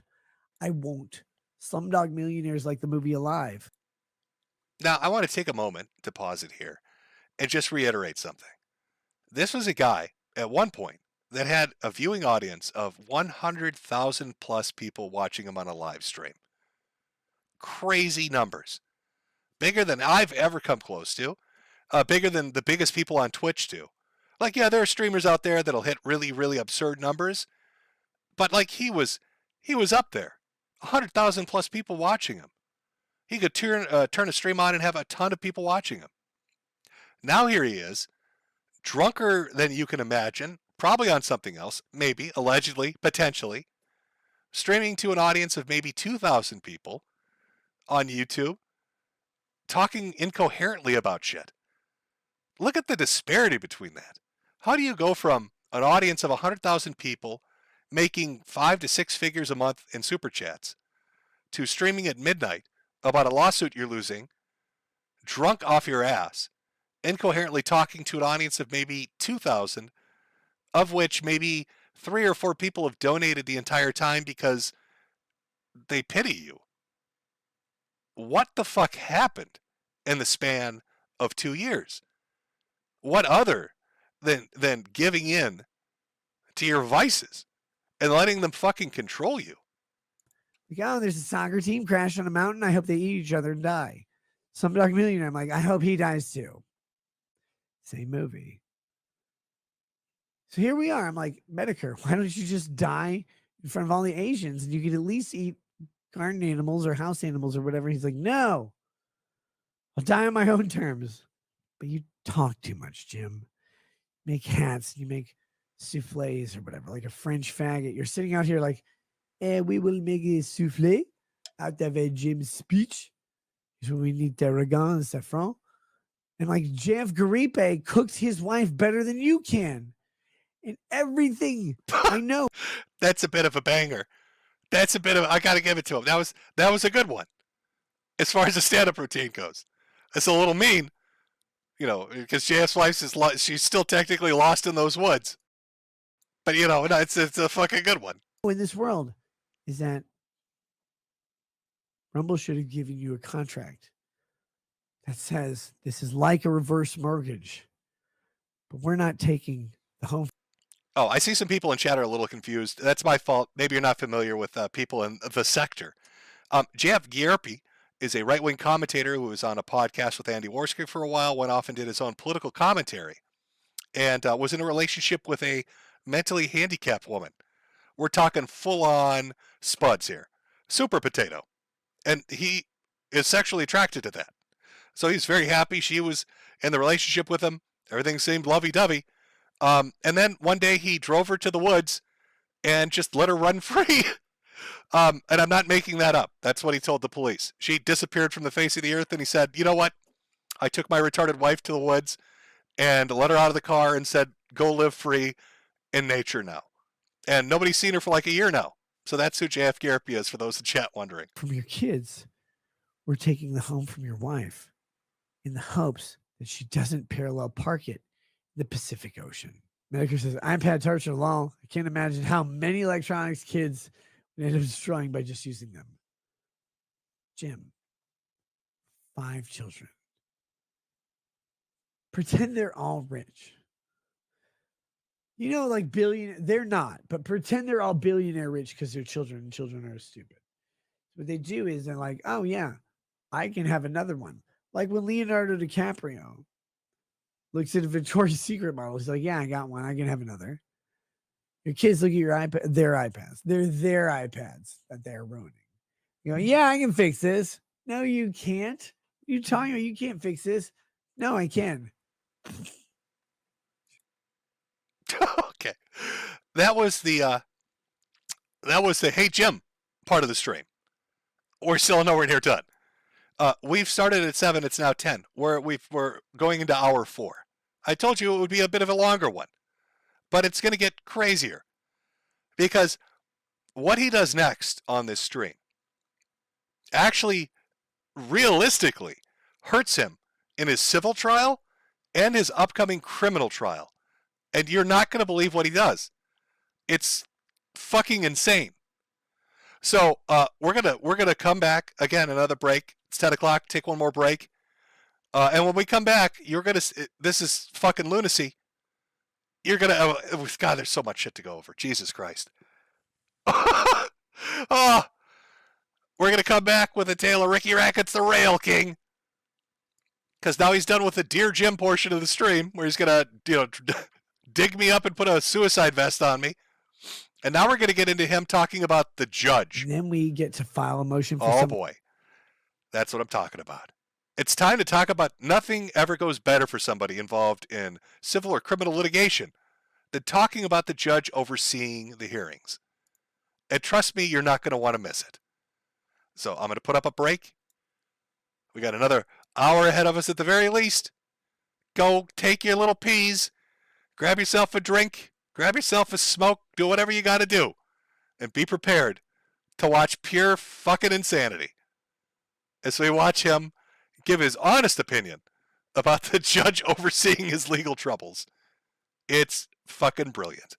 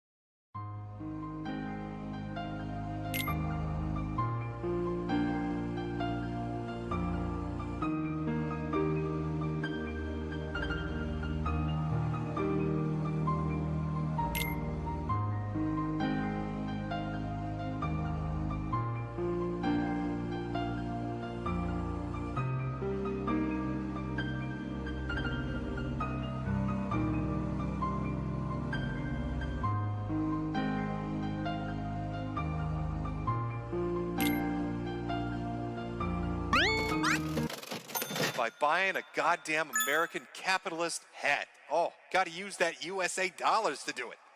Where are you gonna do that, you ask? Well, you don't really ask, but I'm gonna show you anyway. Fuck you. I'm gonna show you anyway. Oh, look at those hats. Quality fucking hats, ladies and gentlemen. Wear it around town, it looks fancy. Buy a hat for your hat. Buy a hat for your hat. Buy a hat for your hat.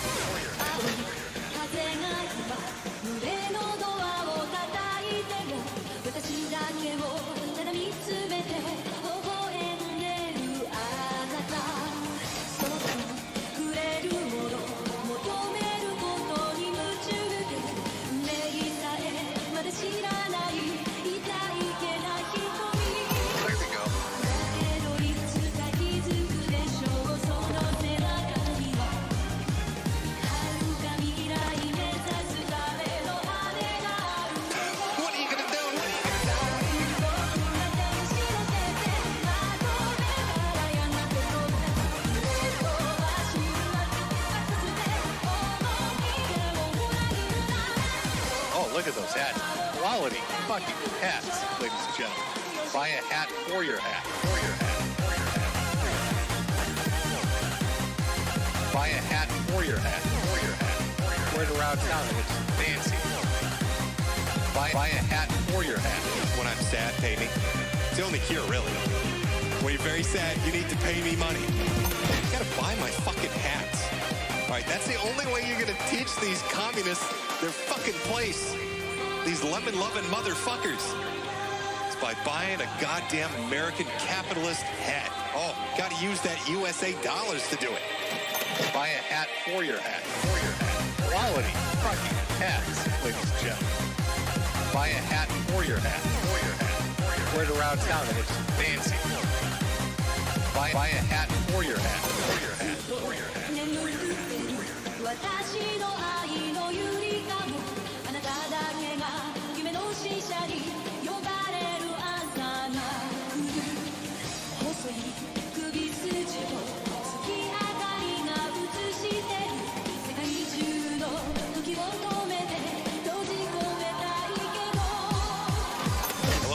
Too much. Love the red, white, and blue. Love my apple pie and baseball. Sometimes I just look at the Statue of Liberty. It's so goddamn beautiful. Oh, that is good stuff.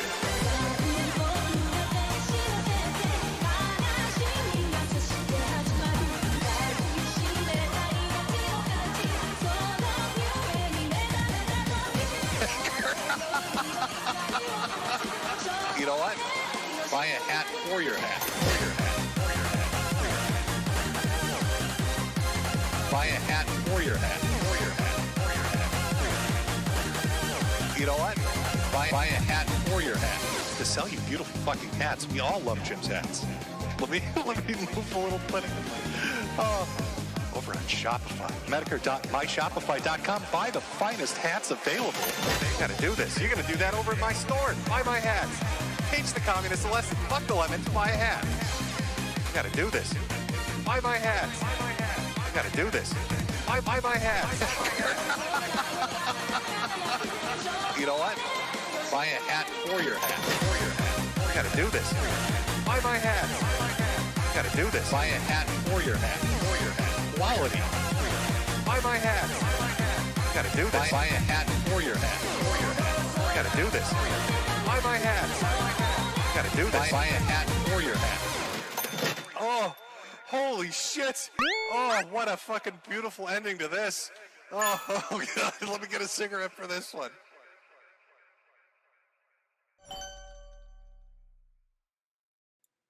Okay, oh, we're back. Back for hour fucking 4.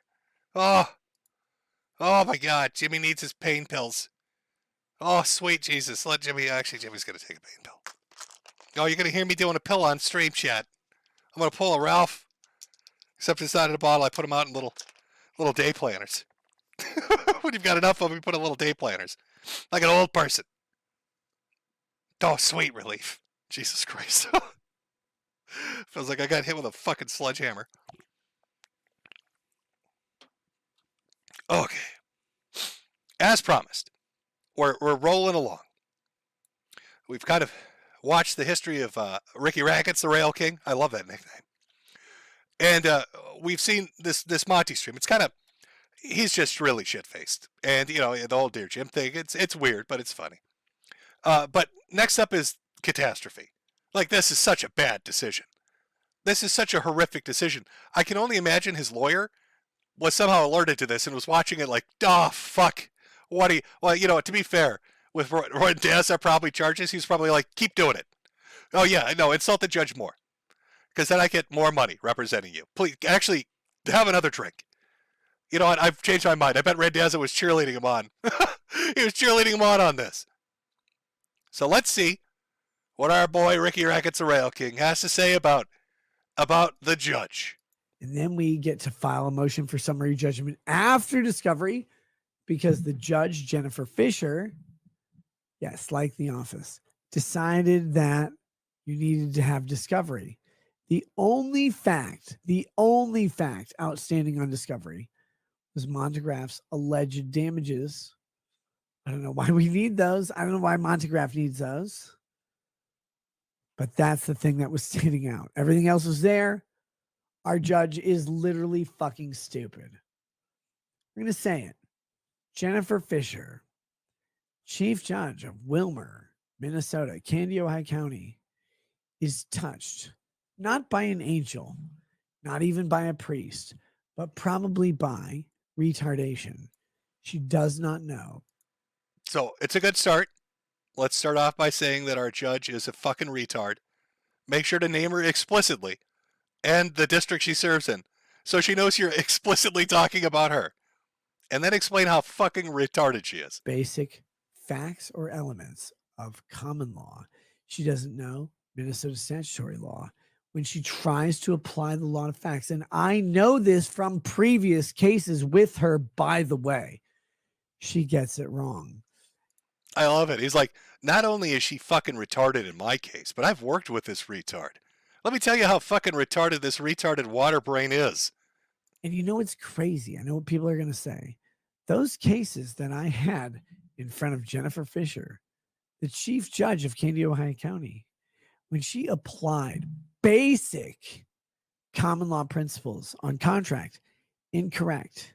She applied because she said, I can do whatever I want, basically. She was not, at that point, judging in the district court. She was judging at the small claims court level. And she said, no, that's not how contracts work. I'm like, Judge, that's how contracts have worked for 450 years. You don't get to just change that. Like, we win. Guess what happened? We won the next time we got to the hearing. Because like any boring, stereotypical woman, they will sit there and tell you why you're wrong over and over and over again. But lo and behold. Yeah, so this stupid fucking whore that wears this little fruity black thing, she's got a little gavel on it, thinks she has power, dumb bitch. Well, this stupid whore, or as a dog, as Coach Red Pill, Chef Red Pill would tell us, thought she had power over me, but I waved my dick at her, and I'm like, hey, bitch, I'm Ricky Rackets, the Rail King. I don't know what the fuck's going on here, but you little retarded ass needs to get the fuck off that bench and lay down, bada boom, you know what I mean? Spread those legs, honey. Oh, I don't want to hear no law officiating.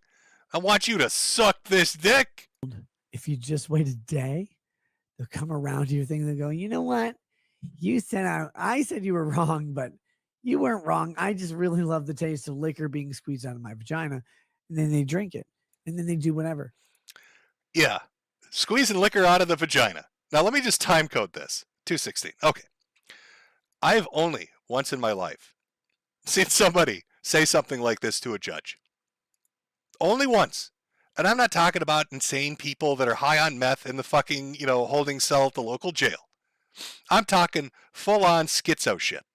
Would you like to know who said something similar to squeezing out pussy juice to a fucking judge? Would you like to know the one person I've ever encountered that's done that? You might be familiar with him. A little guy by the name of Francis E. Declan Esquire III. They didn't have alphabets, not even numerals. Send an automatic typewriter today. Yeah, that guy. Well, he was a prolific writer, and he hated the legal system. So one day, Francis decided to write a judge and explain to him that his wife was a fucking whore. And it's so close to what Nick is saying, it's spooky. Just take a listen. As additional evidence, during the last week of my within-mentioned month-long, worse-than-a-farce Nazi court criminal trial in Nassau County Court, 1958, where dwarf-dead felon, gangster, parroting, puppet, rectum, lapper, sodomist Judge William Sullivan's ball of fat felon slut wife, she, as planned, sat in the front row, repeatedly stripping her overclothes and completely pulling up her dress and slip and pulling aside her old-fashioned pink bloomers in order to display her anus. Her conch, she repeatedly gesticulated and whispered, "I'll give it to you to suck. Finish him." I'll give it to you to suck. I have to hear that again. This is what Nick Rekieta sounds like to Judge Jennifer Fisher. This is what she hears in her head when he's going on. As additional evidence, during the last week of my within-mentioned month-long, worse-than-a-farce Nazi court criminal trial in Nassau County Court, 1958, where dwarf-dead felon, gangster, parroting, puppet, rectum, lapper, sodomist Judge William Sullivan's ball of fat felon slut wife, she, as planned, sat in the front row, repeatedly stripping her overclothes and completely pulling up her dress and slip and pulling aside her old-fashioned pink bloomers in order to display her anus. Her conch, she repeatedly gesticulated and whispered, "I'll give it to you to suck. Finish him." I love that this is like Nick's legal strategy. Like Nick is literally his legal strategy. He's sitting down with Randazzo, who charges $40 billion an hour. And he's like, I got it, bro. I'm going to go full Francis E. Declan Esquire on this bitch. I got it, buddy. I'm going to teach this slut a lesson. Gesticulating her cunt, telling me to lick it. That's brilliant. That's going to go over so well in court, buddy. And then we get to file them. So well. And then they drink it. And then they do whatever. And I'm just sitting here going, most of the judges in Kansas County are men. How are they going to squeeze vagina liquor into my mouth? I don't want them to. But I told you. I fucking told you. It's Francis E. Declan Esquire. Gesticulating her cunt, trying to get me to lick it. Is that Galifianakis? Am I Barack Obama? Am I Joe Biden? No. I do not want man juice in my mouth. So I go, can you just apply the fucking law? Can you just apply the fucking law? And when they do, they go, holy shit. It supports Nick's client. Here's the thing. I'm not a good lawyer. I didn't win because there's never been, dude, there's never been a more truthful statement that you have uttered today than that. Why would you think getting shit-faced drunk and then telling the judge overseeing your civil litigation that she is a retarded slut who leaks pussy juice in the courtroom? What the fuck were you thinking? Because I came up with a novel legal argument. Literally, my clients have good cases. And I go, this person didn't hire that person. They hired someone else. Talk to someone else. Person A did not hire person C. Person A hired person B. Person B quit. Person C sues person A. Person C is not in the company of person B. The court's like, well, why are you there? Like, because these people are working in my house. It should be simple. But why are you there? Why are you in town? Why are you fighting this? I don't know. Freedom matters. My rights matter. If you don't fight the government, they get to just say whatever they want. This is prosecutors, guys. Let me take another sip. Maybe I'll have some more brilliant legal positioning to do. Have another little sip, and then tell the judge about her leaky pussy. This retard with her leaky pussy. I'll see you in court on Monday, Your Honor.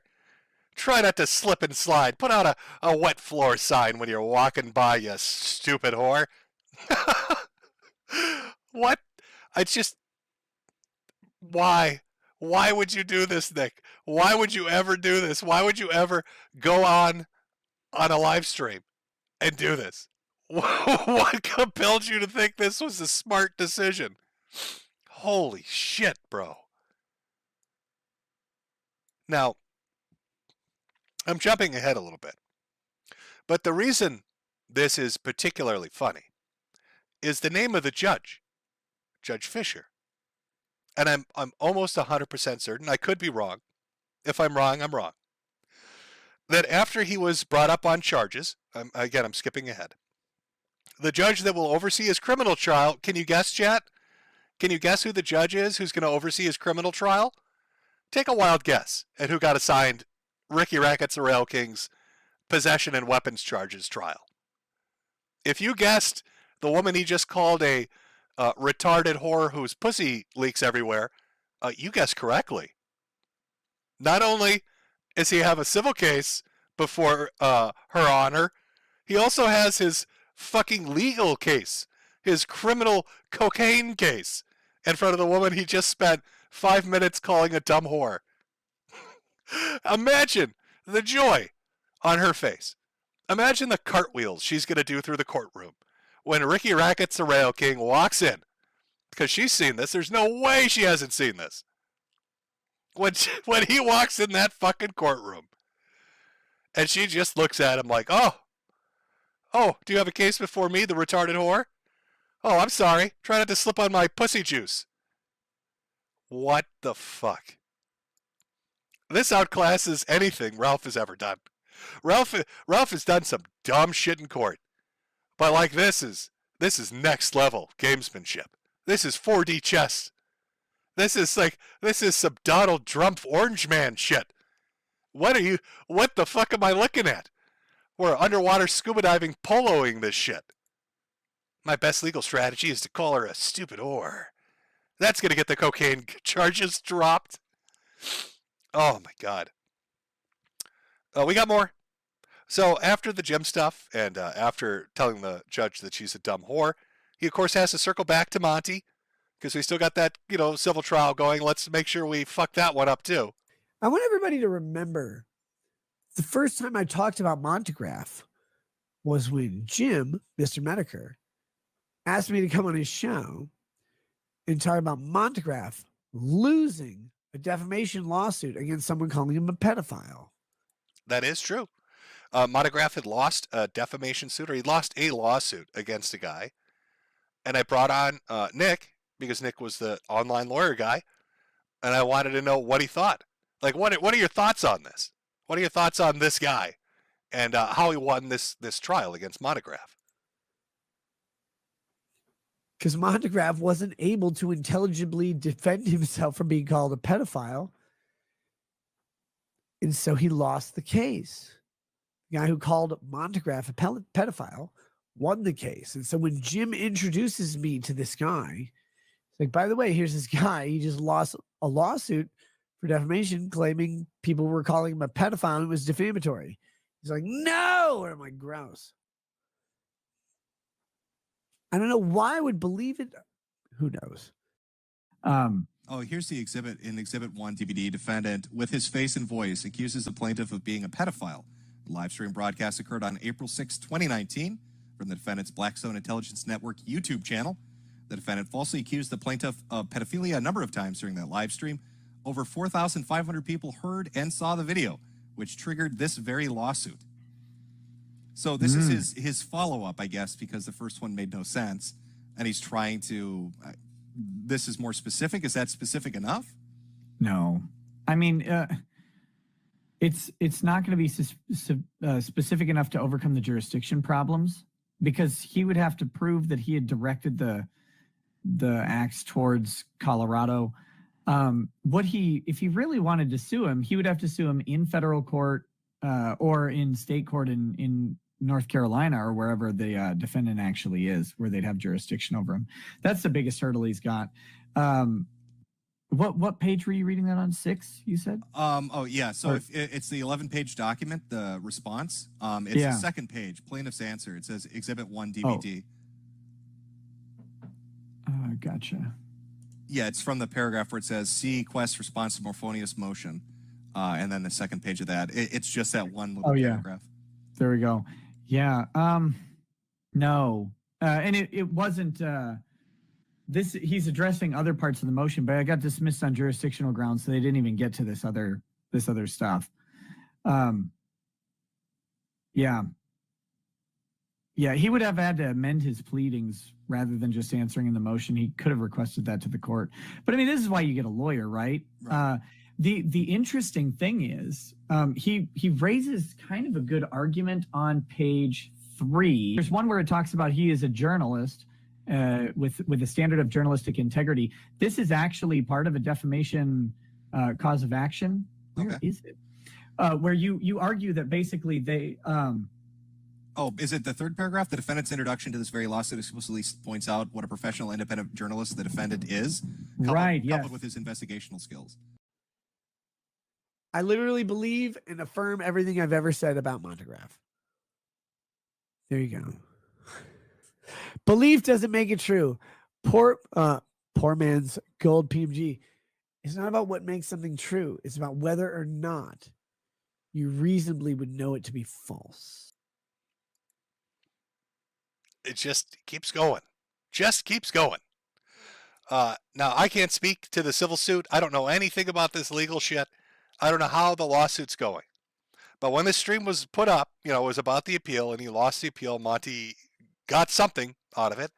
And I talked to, I'd asked Nick in the comments, like, how long is this going to take? Because it's been about like a year or two it's been going on. And he said, oh, it's going to be, till October, till discovery's done. And then I think he said even a summary judgment could take up to 3 months. So you're looking at like February or March of 2025. So he's got another year of this to go on for the statements that he made 2 years ago, where I guess Montegraph had shown up in the comment section. They had some back and forth, and Nick had dared him to sue him. He said, sue me, they called him a pedophile, said he fucked little boys, and said, sue me if you have a problem with that. And Montegraph apparently sued him. Now, I don't know. The whole Jim introduced me to this thing. That's the introduction. We went over a legal case where somebody else got into it with Montegraph about a live stream he did that was weird. And the guy won because of some jurisdictional issue. I can't remember exactly. But the entire thing was Montegraph's high. This is the weird thing, because even on that stream, I'd mentioned Montegraph is highly litigious, and he likes to get into fights with everybody. So you'd think Nick would remember that portion of it, but he just threw the gauntlet down in 2020, and it's been ongoing now for 2 years with another year to go, with a lawyer who probably charges an exorbitant amount of money. And while he's in that trial, he talks shit about the judge and then gets arrested for cocaine and weapon possessions. And there's a twist. There's a fucking twist, a dark twist that we're going to talk about at the very end of this in regards to Montegraph specifically. But before we get to that, we're going to cap it off from this Montegraph stream with the DSP moment, which was just very weird. People have analyzed this for multiple reasons. So I'm just going to play it. This was up on Eliza Clips. They clipped it out. So you'll see a little bit before, during, and after, and make your own judgment. Thoughts on DSP? DSP is invincible and invulnerable. I love him, and I want to hold him. Like Achilles' mom held him by the river and dipped him in the river Styx. I want to do that with DSP, but I want to use my penis in his butthole so there's no ambiguity. He'd be impervious forever. Imagine being Achilles' mom. Like, well, you have a choice. What is the choice? You can either hold him by the ankle, dip him in the river Styx. What's the other choice? The welfare choice is spread them cheeks, bitch. Some guy's going to pretend to nut you. And Netanyahu, he's Israeli. He's Israeli. He'll father of your supporters. And that guy will win. Just do that. It's like, no. Why not? Chicago. Okay, cool. Fuck. Right now, DSP actually looks better than you. You got to be kidding me, man. Good. Guys, you don't understand. I literally like DSP. A few moments later, by sheer coincidence. Okay, the law. I want to share this on stream. Make Cantini is praised. Why would you do this? Why now? For those curious, because you're not going to see this on this clip, a super chatter, I think it was, what was it? Anime Sucks, Sneed and Cope, or Cope and Sneed, some shit like that. and sent him some hentai. So he's looking at hardcore hentai right now.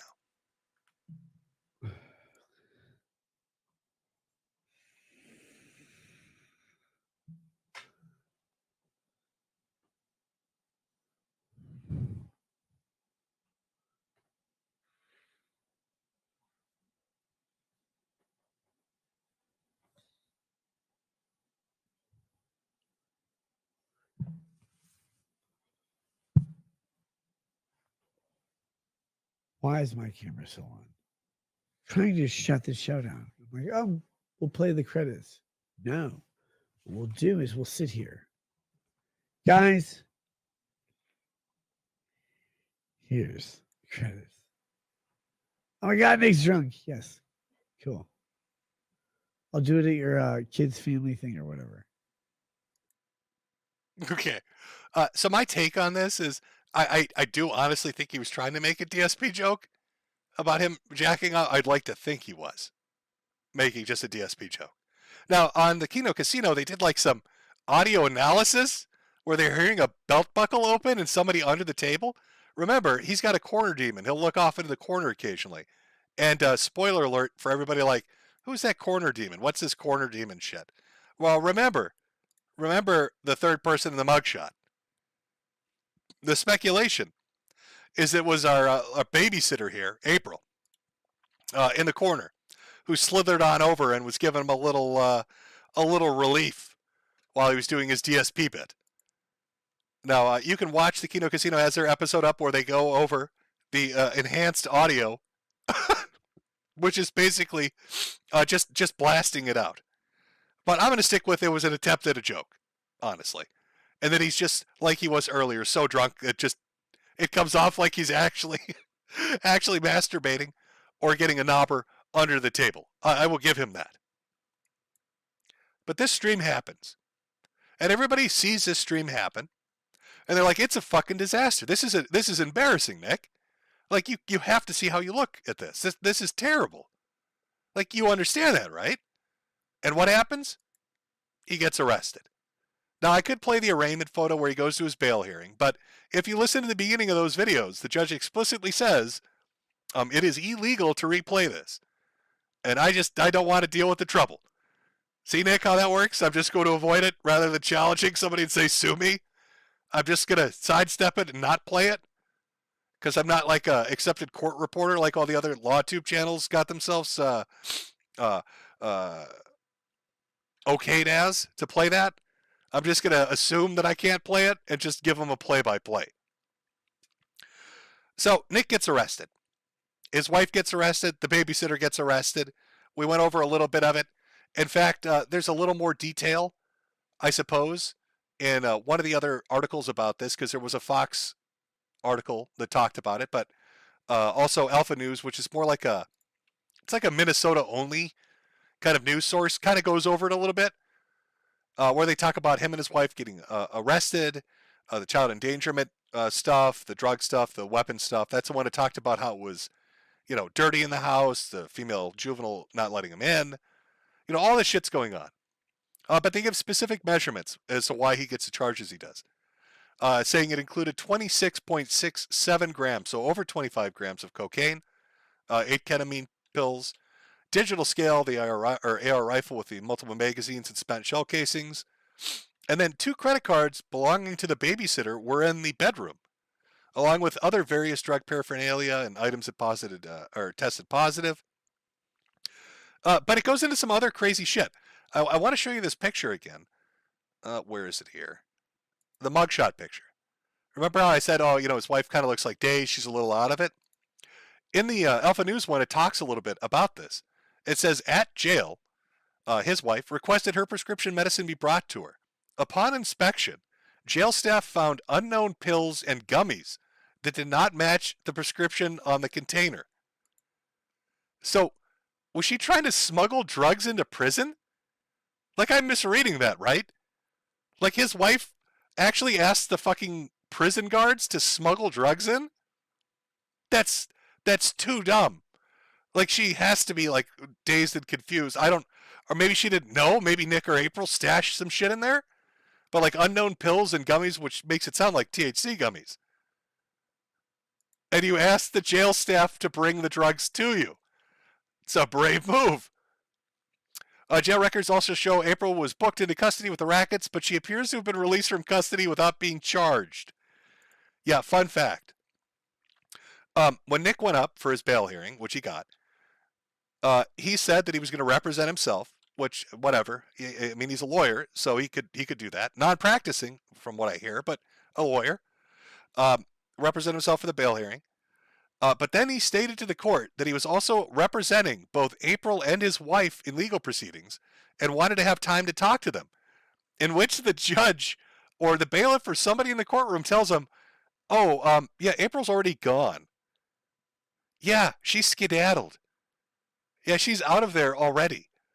And apparently dropping DMs with everybody else. So when you told police that, she wasn't in the bedroom and she was just a visitor, but her credit cards are found there, and now she's DMing people saying that she did live there, and she got out of court ahead of everybody else with no charges and didn't tell you or your wife about it, makes me think that she rolled over. Makes me think that she's going to testify for the state against you. How she was the innocent victim and innocent girl in her 20s who didn't know any better, and you got her hooked on the goofballs, and you and your wife got her so fucked up she didn't know what was going on. And sure, Mr. Prosecutor, I'll tell you whatever you need to know. Just like I'm telling every other fucking podcast on the internet what's going on. So, Nick, potentially, she's going to rat you out.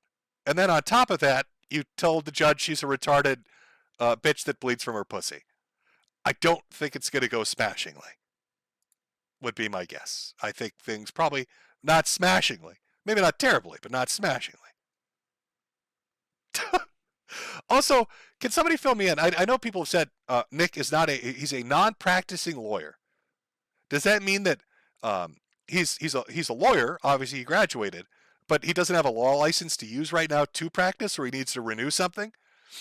Because I'm curious. You can defend yourself even if you're not a lawyer.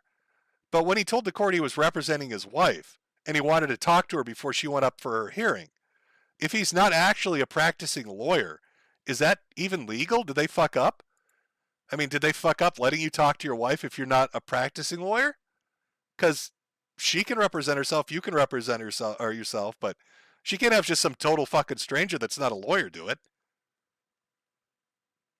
I don't know. I don't know. I'm honestly asking this question. Like, how much worse could this get?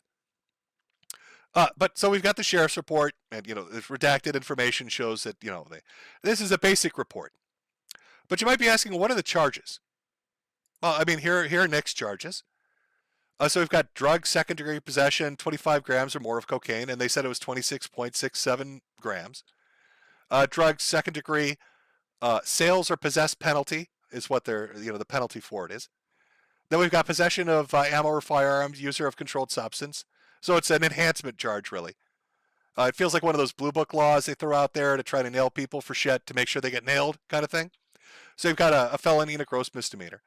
And then you've got endangerment of child. The kid was present during a possession. So basically the kid knew there were drugs, or there was a kid that maybe could have had access to drugs because you left them out, that kind of thing. Those are Nick's charges. But let's look at his wife. So again, drug second-degree possession, 25 grams or more. That makes sense. Possession of a firearm or ammo. Again, that makes sense. Both of these make sense. They're both in the same bedroom. Why wouldn't they have the same charges? Oh, no, we've got the same child endangerment. But wait a minute. Wait a minute here. You see how Nick says endangerment of a child present for sale or possession for both charge and penalty? But when you look at the wife, it says negligent or endangerment of a child neglect, and then under penalty, neglect child knowingly permit physical or sexual abuse. Let me take a minute to zoom in on that. Can we zoom in on that? Is that going to be possible? Of course it's going to. You'll see it. It's a very bottom line. Oh, OBS, don't crap out on me now. Now that we got to the dark part, Jesus. 1 second, chat. Oh, YouTube's giving me grief here. Hopefully it didn't just shut out on me, because we actually got to something that's relatively dark.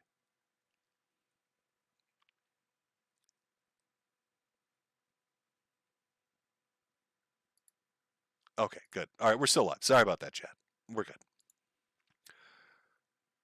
What the fuck is this, Nick? I mean, is okay. Could this be like a typo? Could they have accidentally fucked up and entered the wrong thing by mistake? I mean, that's possible, I suppose. Did somebody put up a false document? That's also possible, I suppose. But this is different, right? Like we saw Nick's, that's just drug shit and gun shit. Why is this here? Why is this charge neglect or endangerment, but physical or sexual abuse?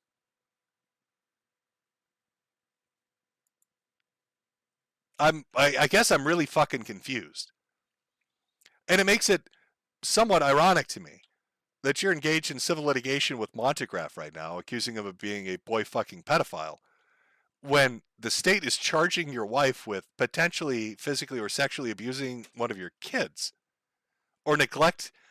Does that mean neglect that led to physical or sexual abuse? So my understanding of the sequence of events that went on were a mandatory reporter, which is somebody that is legally obligated to report what they believe is a dangerous situation for children, went to the police. Now, it's been rumored, there's been some documents that have circulated that it was their local priest or preacher or whatever. It was the leader of the congregation at church had gone to the police and raised concerns about the kids. What exactly those concerns were, I don't know. Nobody seems to.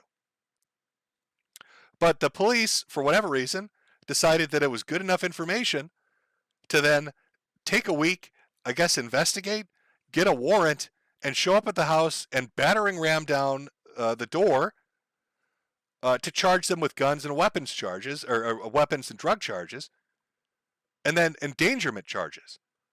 But then specifically to have this for the wife doesn't fucking make sense to me. Somebody make this make sense to me.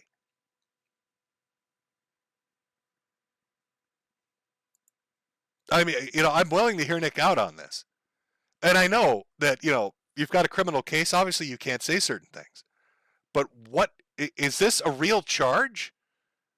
Is this a real thing? Is this a typo? Did somebody fuck up? Is this just the heading it gets put under because somebody entered a different kind of endangerment? Is this saying that they're accusing her of endangerment or that somebody else might have endangered them? And what exactly did the priest say that would lead them to believe this? And I mean, Monograph now could legally go out there and say some really horrendous shit about you and your wife, right? Because now he's got legal documents that say this shit. So what the fuck is going on? I mean, I don't think Nick Rekieta is a bad man. I think he's made horrendous choices. And Nick doesn't strike me as the type of person that would hurt his kids. And I don't know anything about his wife, so I guess I can't say about that either. But I need somebody to explain this portion of it to me. I mean, is this bullshit? Is this fake? Is this a forgery? Because this is what's out there. This is the police report. This is a charging document.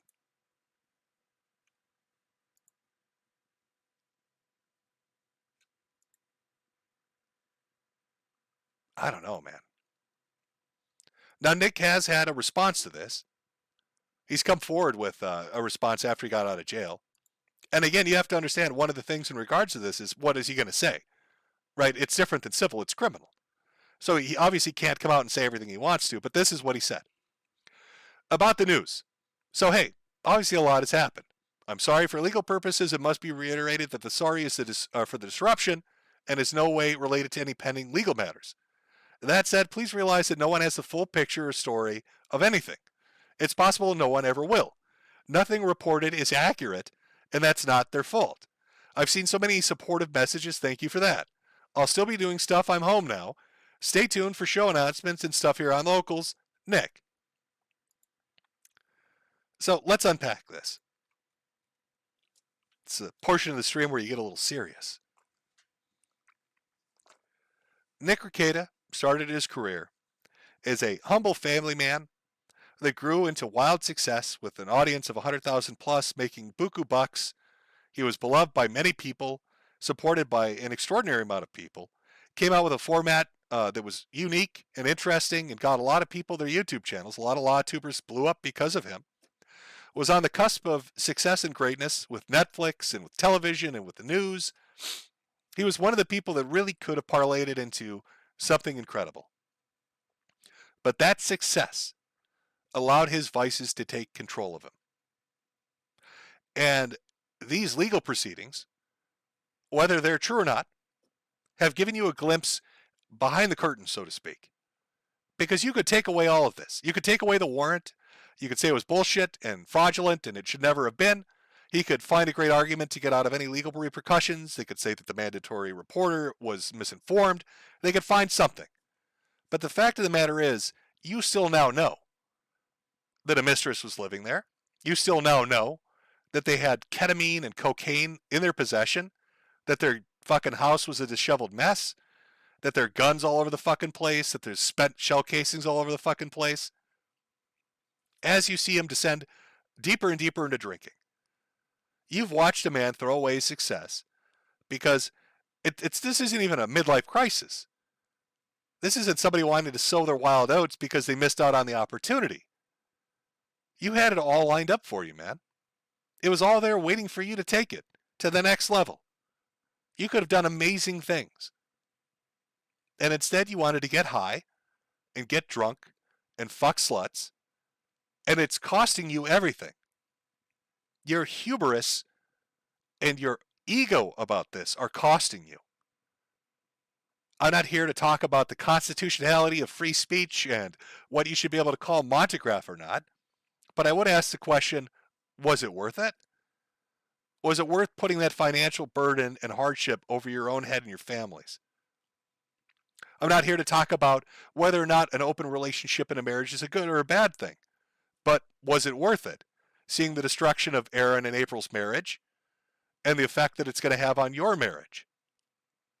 I'm not here to talk about whether or not somebody should be a daily drinker or if they can be a functional alcoholic. But I'm going to ask you, was it worth it? Getting shit-faced drunk every night and watching your numbers diminish and your fan base shrink and your support go away? And I'm not going to sit here and talk about whether or not it's right or wrong to do illicit substances, whether that's shit that just got legalized in Minnesota like marijuana or completely illegal things like ketamine and cocaine. But again, I'll ask you, was it worth it? Having the police knock down your door and scare the shit out of your kids. Having your wife have to go through a booking proceeding. Having to be embarrassed in front of the internet. Was any of this shit worth it? You stood at the precipice of success and you threw it away. For what? Momentary pleasure. You get a little high, you get a little drunk, you get your cock sucked, and your life falls apart. You threw away the idyllic American dream for what? 5 minutes of pleasure? To all those people out there that want to get big in YouTube, this is a good example of really what not to do. You know, right now VTubing is becoming a big thing. A lot of VTubers out there are killing it. And great, good on them. I love it. You know, people like Peppa and Kirsch and all of them. You know, go out and cultivate your fan base, make your product, build your brand, make your money, and plan for your future. Don't get caught up in how famous or popular you are. Put your fucking money away. Buy a house, buy a car. Because by the time your curve is done in 3 or 4 or 5 years, you'll be so far ahead of the game. You'll be set on not having to worry about rent, not having to worry about mortgage, not having to worry about a car or debt or bullshit. You'll be able to live your life how you want to live it. You'll have a chance at that idyllic American dream. Don't do what Nick did. Don't let your ego get the better of you. Don't give in to the momentary dick suckings and cocaine binges and alcohol benders because you're popular for the moment. Don't let those daydream fantasies of revenge against people that told you you'd never make it overtake your rationality. Don't do what this guy did. Otherwise, it's going to be you in the booking photo. And you don't want that. You don't want to be the mugshot. Nobody does. You don't want to be Nick Rekieta with a black eye and people asking, why is his wife getting charged for physical abuse of the children? Why is a woman living in his house? Why is he so drunk? Why were there drugs found? Why was there guns found? Do you think this is something that's easily repaired, Nick? Or anybody watching this? It's not.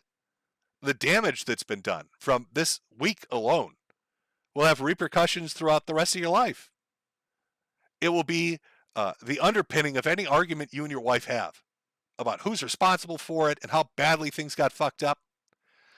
It will affect your relationship with your homeschooling group and your church and your neighborhood and your neighbors, because you'll be the guy whose mugshot they saw, and they'll hear all these fucking stories, and whether or not they're true or how true they are or how factually accurate they are or how far off the mark they are, they'll still know they found a bunch of coke and ketamine and fucking guns. They'll still know some chick you were banging was living there, and they'll ask themselves, what kind of neighbor is this guy? And how fucking reliable is he? I just don't get it. I don't know what happened, man. You really were one of the people that had the best chance, Nick. You really were. Not only gonna You add really had the best chance of turning it into something amazing. And I don't know why you've thrown it away. And I don't understand that I can't comprehend why you've thrown it away for so little. You traded it in for so little. You took something that had the potential to grant you an amazing life, and you pissed it away for nothing. And, that's what makes me lean towards there really being a problem with alcohol or drugs. Because no rational person that's sober would do that. But an addict would. They wouldn't be able to weigh the pros and cons, the benefits and the penalties. They'd be living in the now. They'd care about a dopamine hit more than anything else. This isn't even me moral fagging. I'm not trying to get preachy with you. I'm genuinely fucking confused. I know you've got a lot of people you talk to. You've got friends and different associates in real life and online. None of them grabbed you by the arm and said, stop? Or the ones that did you pay them no heed? You never woke up one morning hungover feeling like shit with a black eye like you're in your mugshot and say, I don't want to do this anymore. I don't want my life to be this. I can do better than this. You had so much going for you. Your kids would have grown up and said, that's my dad on television. That guy is my dad, and he's on TV because he's smart and he's successful and he's motivated, and people fucking love the shit that he does. That's where you were. They would have been going to school and bragging. Now what the fuck are they going to say? Oh yeah, it's my dad in the mugshot. Why would you throw it away, man? Why would you piss that away? I just don't get it. I really don't.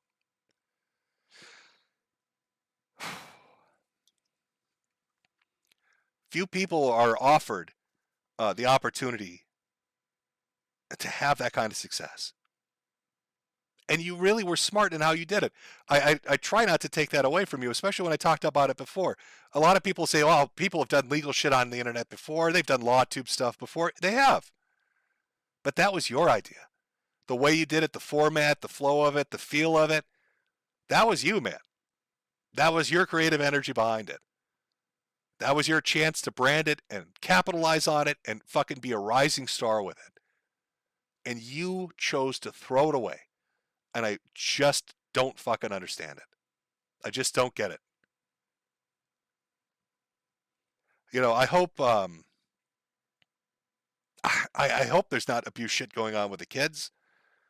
I hope that the fucking mandatory reporter brought up concerns that were just related to drug use. I hope there's not crazy shit that's going to come out, man, because I don't know if I can take it. I really don't. Because you don't strike me as a piece of shit, Nick. You don't. You don't strike me as a bad person. You never have. And it would be heartbreaking if that turns out to be false. That would fuck me up. If it was Ethan Ralph or some other piece of shit on the internet, I wouldn't be surprised, but I would with you. Maybe I just bought hook, line, and sinker the bullshit at the beginning. You know, the humble family man. I don't know. But that's who I saw you as being, you know, that's who I thought you really were. And I still hope that you really are. But like I said at the beginning, you can't tell an alcoholic or a drug addict to fix themselves because they won't. They have to decide to do it. And no matter what you think rock bottom is, they have to decide what it is. For some people, rock bottom is a mild inconvenience. It's running out of money when they need it, or it's being in a bit of an uncomfortable situation. For other people, it's being completely homeless and covered in shit until it's rock bottom. I don't know what yours is. One would hope this is. So I don't know. It's depressing. It's just depressing. It's depressing to see potential fall apart like that. And to see something that seems so good, at least on the outside, crumble apart.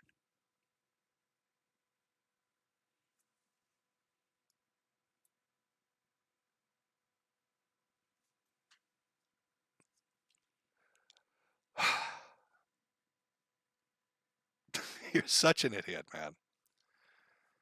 You're such a fucking idiot. I wish you the best, Nick. I do. I hope you get through it. I hope you fix yourself. I hope I hope you can fix this. Because it would be sad to see a good family torn apart over shit like this. And it's shit that's going to live with your family, with your kids and your wife. And it's it's not going to go away. But it is something you could repair if you put the effort into it. And I don't know if you'll ever see the same success you saw on YouTube again, but you could still climb back and you could still have a happy life. You could still have that ideal life that most people seem to strive for. And I just hope that you're not stupid enough to not try. I hope that you're smart enough to understand that you could get it if you really put in the effort. I don't know what started this all. I don't know why you decided to go down the path that you did. But I think, based on my interactions with you, that you're a better man than that, and that you could still fix it. I know it's easy for a lot of people to shit on you and just do it unrepentantly, and that's fine. I'm not here to judge. Everybody's got their own opinion. But I can't reconcile what you are now with what I was introduced to. And I hope that there's still a piece of that in you, and that that piece wins out. And that there aren't more mugshots. Rather, Christmas cards from the family than mugshots, Nick, is what you should be aiming for. So, best of luck. I really hope there's not kid shit involved in this. And I don't know what else to say. Sorry, folks. I don't have like a eloquent ender for you. That was a real ender for you. An honest opinion from a hat salesman.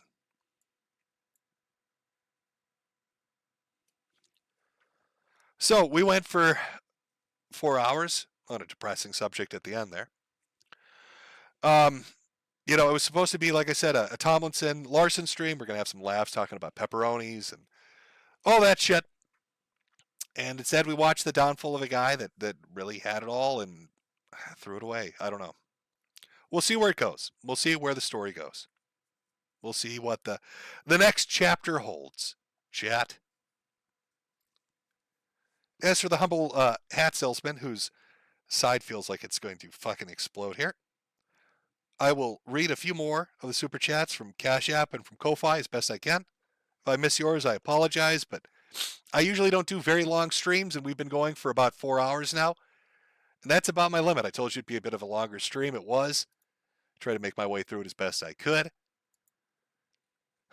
Look at Jim Bean. Oh my God, Counselor Jim Bean, such a nice guy.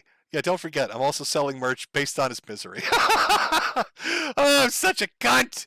Remember, Metokur.myshopify.com, not practicing merchandise. Get yourself a hat, a glass, a shirt, and a puzzle piece, and then buy a poster as well. Because I am an asshole too. We're all just pieces of shit, just by varying degrees. Welcome to the adult life. The best you can do is try to be the smallest piece of shit that you can be. That's what you're aiming for. That's what you should be aiming for, folks. On this sacred George Floyd Remembrance Day on our Memorial Weekend. Okay, so give me a minute. I'm going to get some things ready. We'll read through some final super chats here. Finish up the stream. For everybody else that came out, I hope you enjoyed yourself. Until we got a little heavy at the end there, but I hope you enjoyed yourself up until then, or at least enjoyed yourself until then. Have a great Memorial Day weekend. If you got a family, hug them. Tell them you love them. Try not to go on a coke bender that has the cops come knocking down the fucking door. You know, have a nice, normal barbecue or something. You remember those small little moments lead to peaceful, idyllic lives? It's kind of what you're aiming for. Just keep everything nice and copacetic and happy. Nice barbecue around the the pit with your family, putting up with your annoying uncles and cousins and fucking grandparents, whatever. But you love them because everybody loves their family. So I hope you have a great Memorial Day weekend. Again, give me a few minutes here. We'll take another small break, and then we're going to come back to final super chats and then call it a night. So I will see those of you that take off later. Enjoy your time. Everybody else sticking around, just give me like 5 minutes, and we'll come back and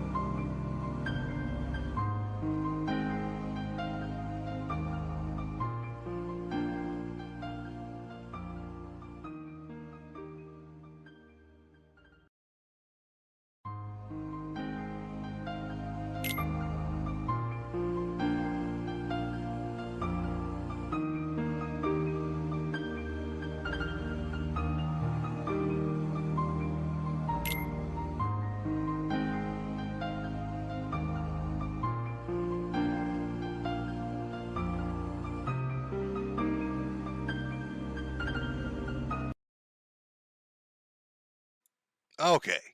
All right. Let's finish off with some super chats. Again, if I don't get to yours, I do apologize. I'm trying my best here, but I'm sick as shit, so you'll have to fucking bear with me. Read a little bit from each. We'll go.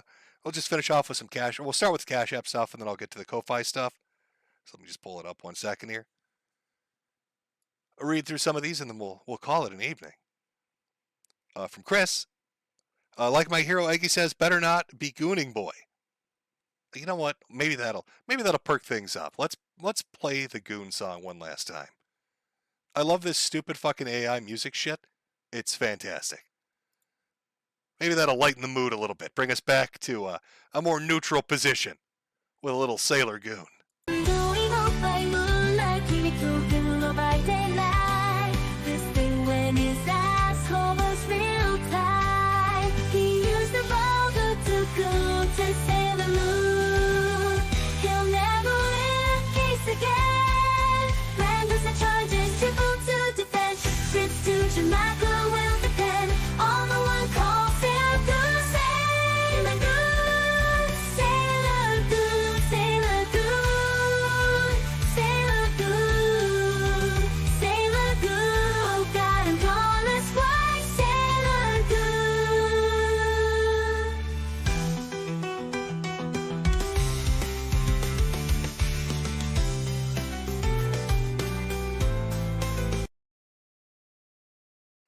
Oh, it's our favorite, Sailor Goon. Oh, we all love Sailor Goon. All right, good. We're back. We're back, folks. All the heavy shit. Oh, I went away a little bit there. Okay, from David, wishing you a grillion chemotherapies, Jimbo. Well, everybody loves a grillion chemotherapies. From Mark, don't die on me yet, and fuck you, Sparks. Apparently, he got some hot words for Sparks there. From Quan Juan, best of health, Hat Man. Also, fuck the snaz. We got one from Sneed here. Anime sucks, Cope and Sneed sent fat dragon inflation. I'm sorry, Chad, I was misinformed when I said it was just, what did I say? It was just hentai? Apparently it was fat dragon inflation, the best kind of inflation other than blueberry bitches, because we all love our blueberry bitches.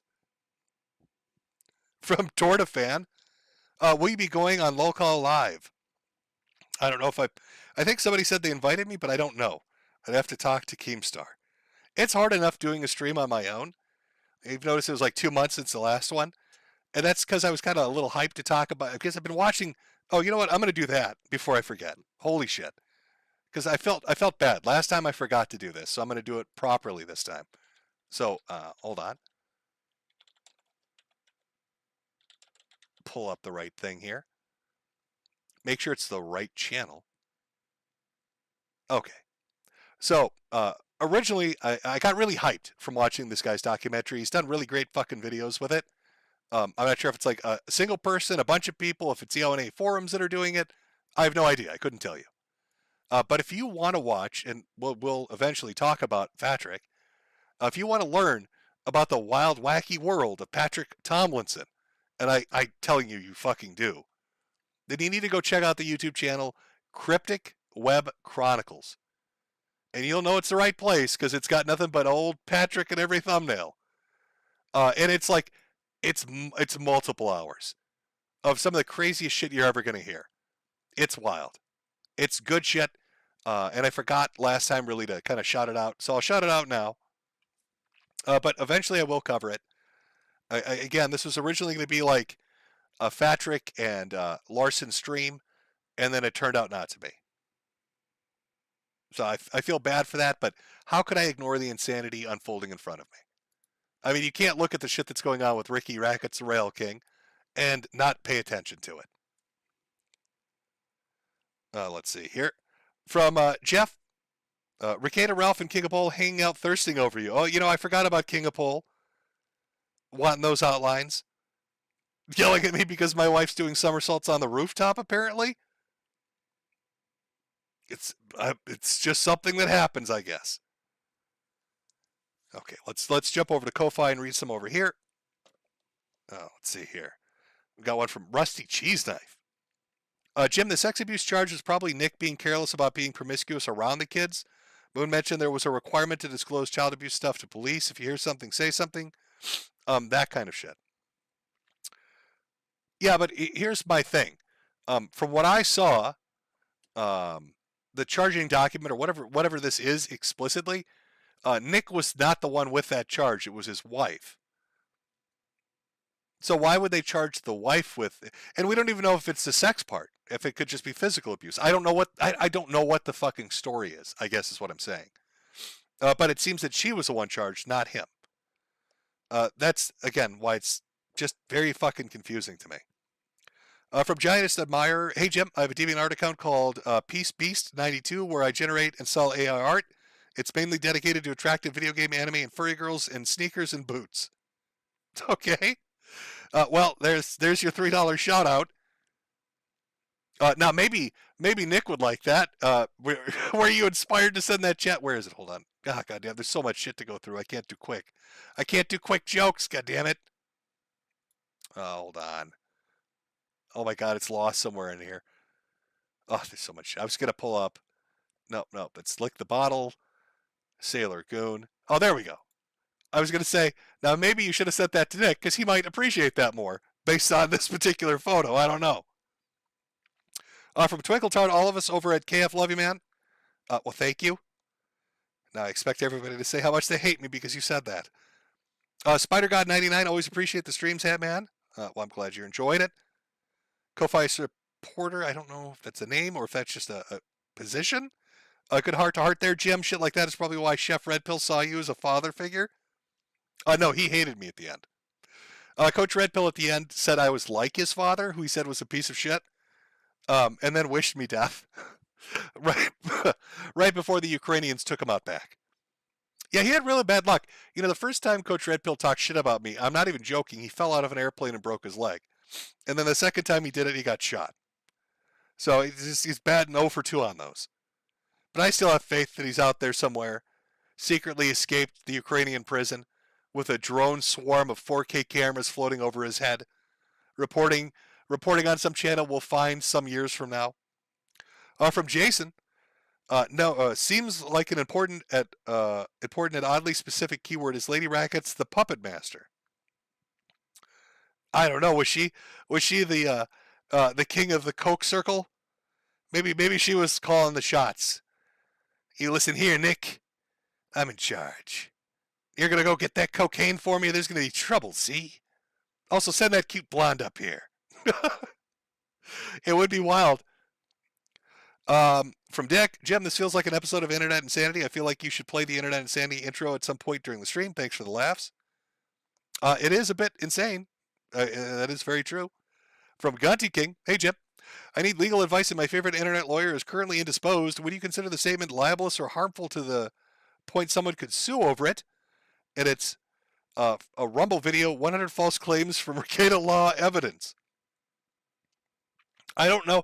I'm at the end. I've already burned the candle at both ends here. I don't know if I can go through 100 claims at the moment. From Ernie, thanks so much for keeping us all entertained, Jim. I hope the ribs heal up quickly.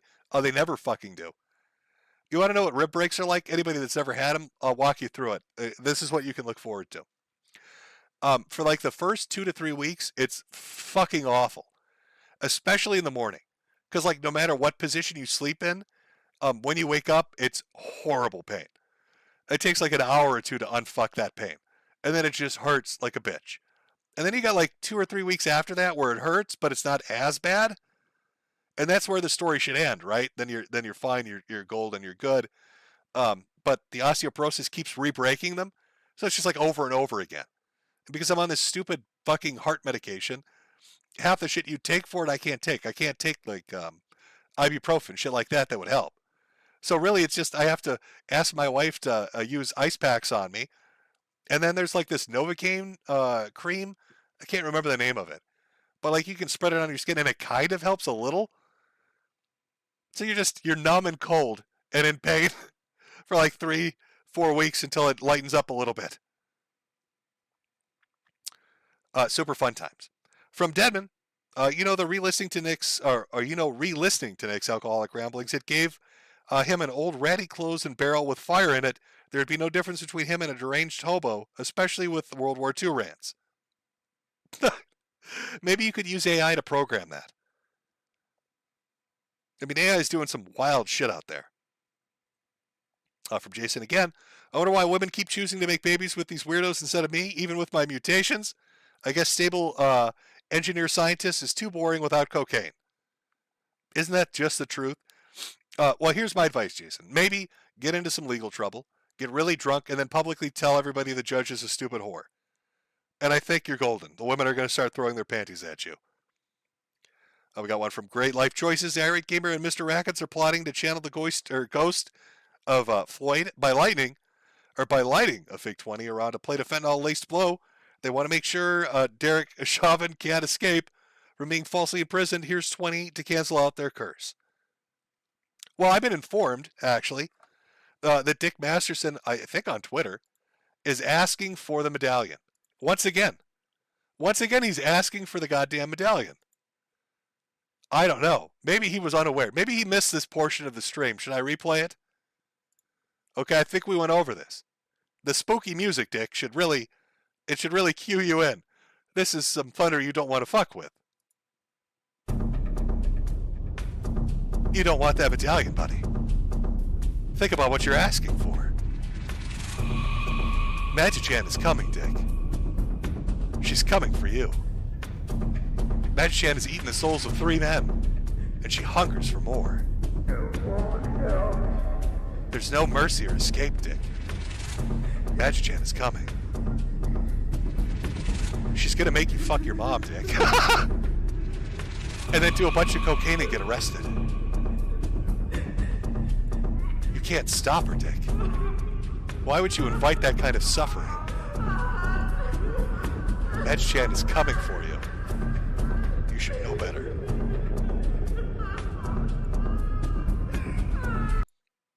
But who am I to say? Maybe you know better. Best of luck, buddy. Best of luck. Tell us how it works out in 2 years. I don't know. A little spoopy. It's a tiny bit spoopy. Okay. Jim is tanked. It's 4 hours and 15 minutes. That's as much as I can do. Again, I apologize. If you sent in a super chat and I didn't get to it, and I missed a bunch, I'm sure. I do apologize, but I just can't go on anymore. Tomlinson and Larson. I don't know. This shit knocks the wind out of me. So maybe in like 2 or 3 months or something. Maybe like a 4th of July. I mean, is there anybody left to blow up their life? It's pretty much done, right? Like, who else is left? Everybody's fucked them their shit into the ground. There's no way more shit can happen. That nothing could pop up to interrupt, right? Like Patrick and his pepperoni and all the shit about that. It's free. It's clear. I can't imagine, like, who else is left to fuck up? What, is Tonka going to resurrect himself to do some weird shit? I don't know. For the meantime, check out Cryptic Web Chronicles. Great videos. It'll fill you in, so you don't completely miss out on it. Again, I apologize, but there's no way I could miss this. Just no way. Now, for a closing song.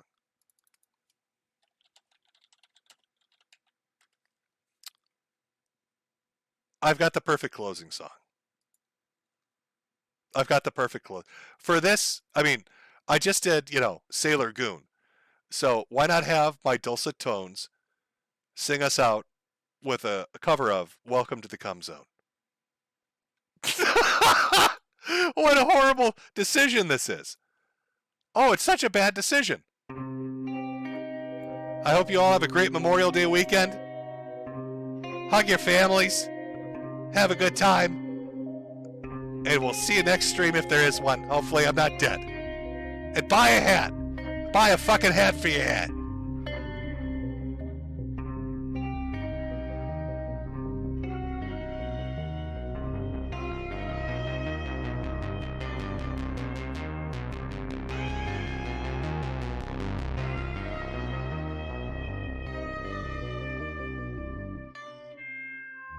Welcome to the Cum Zone. Only cum inside anime girls. Quivering clit, double jointed pussy. Fresh balls. Elegant ejaculation. First the kiss, then the cum.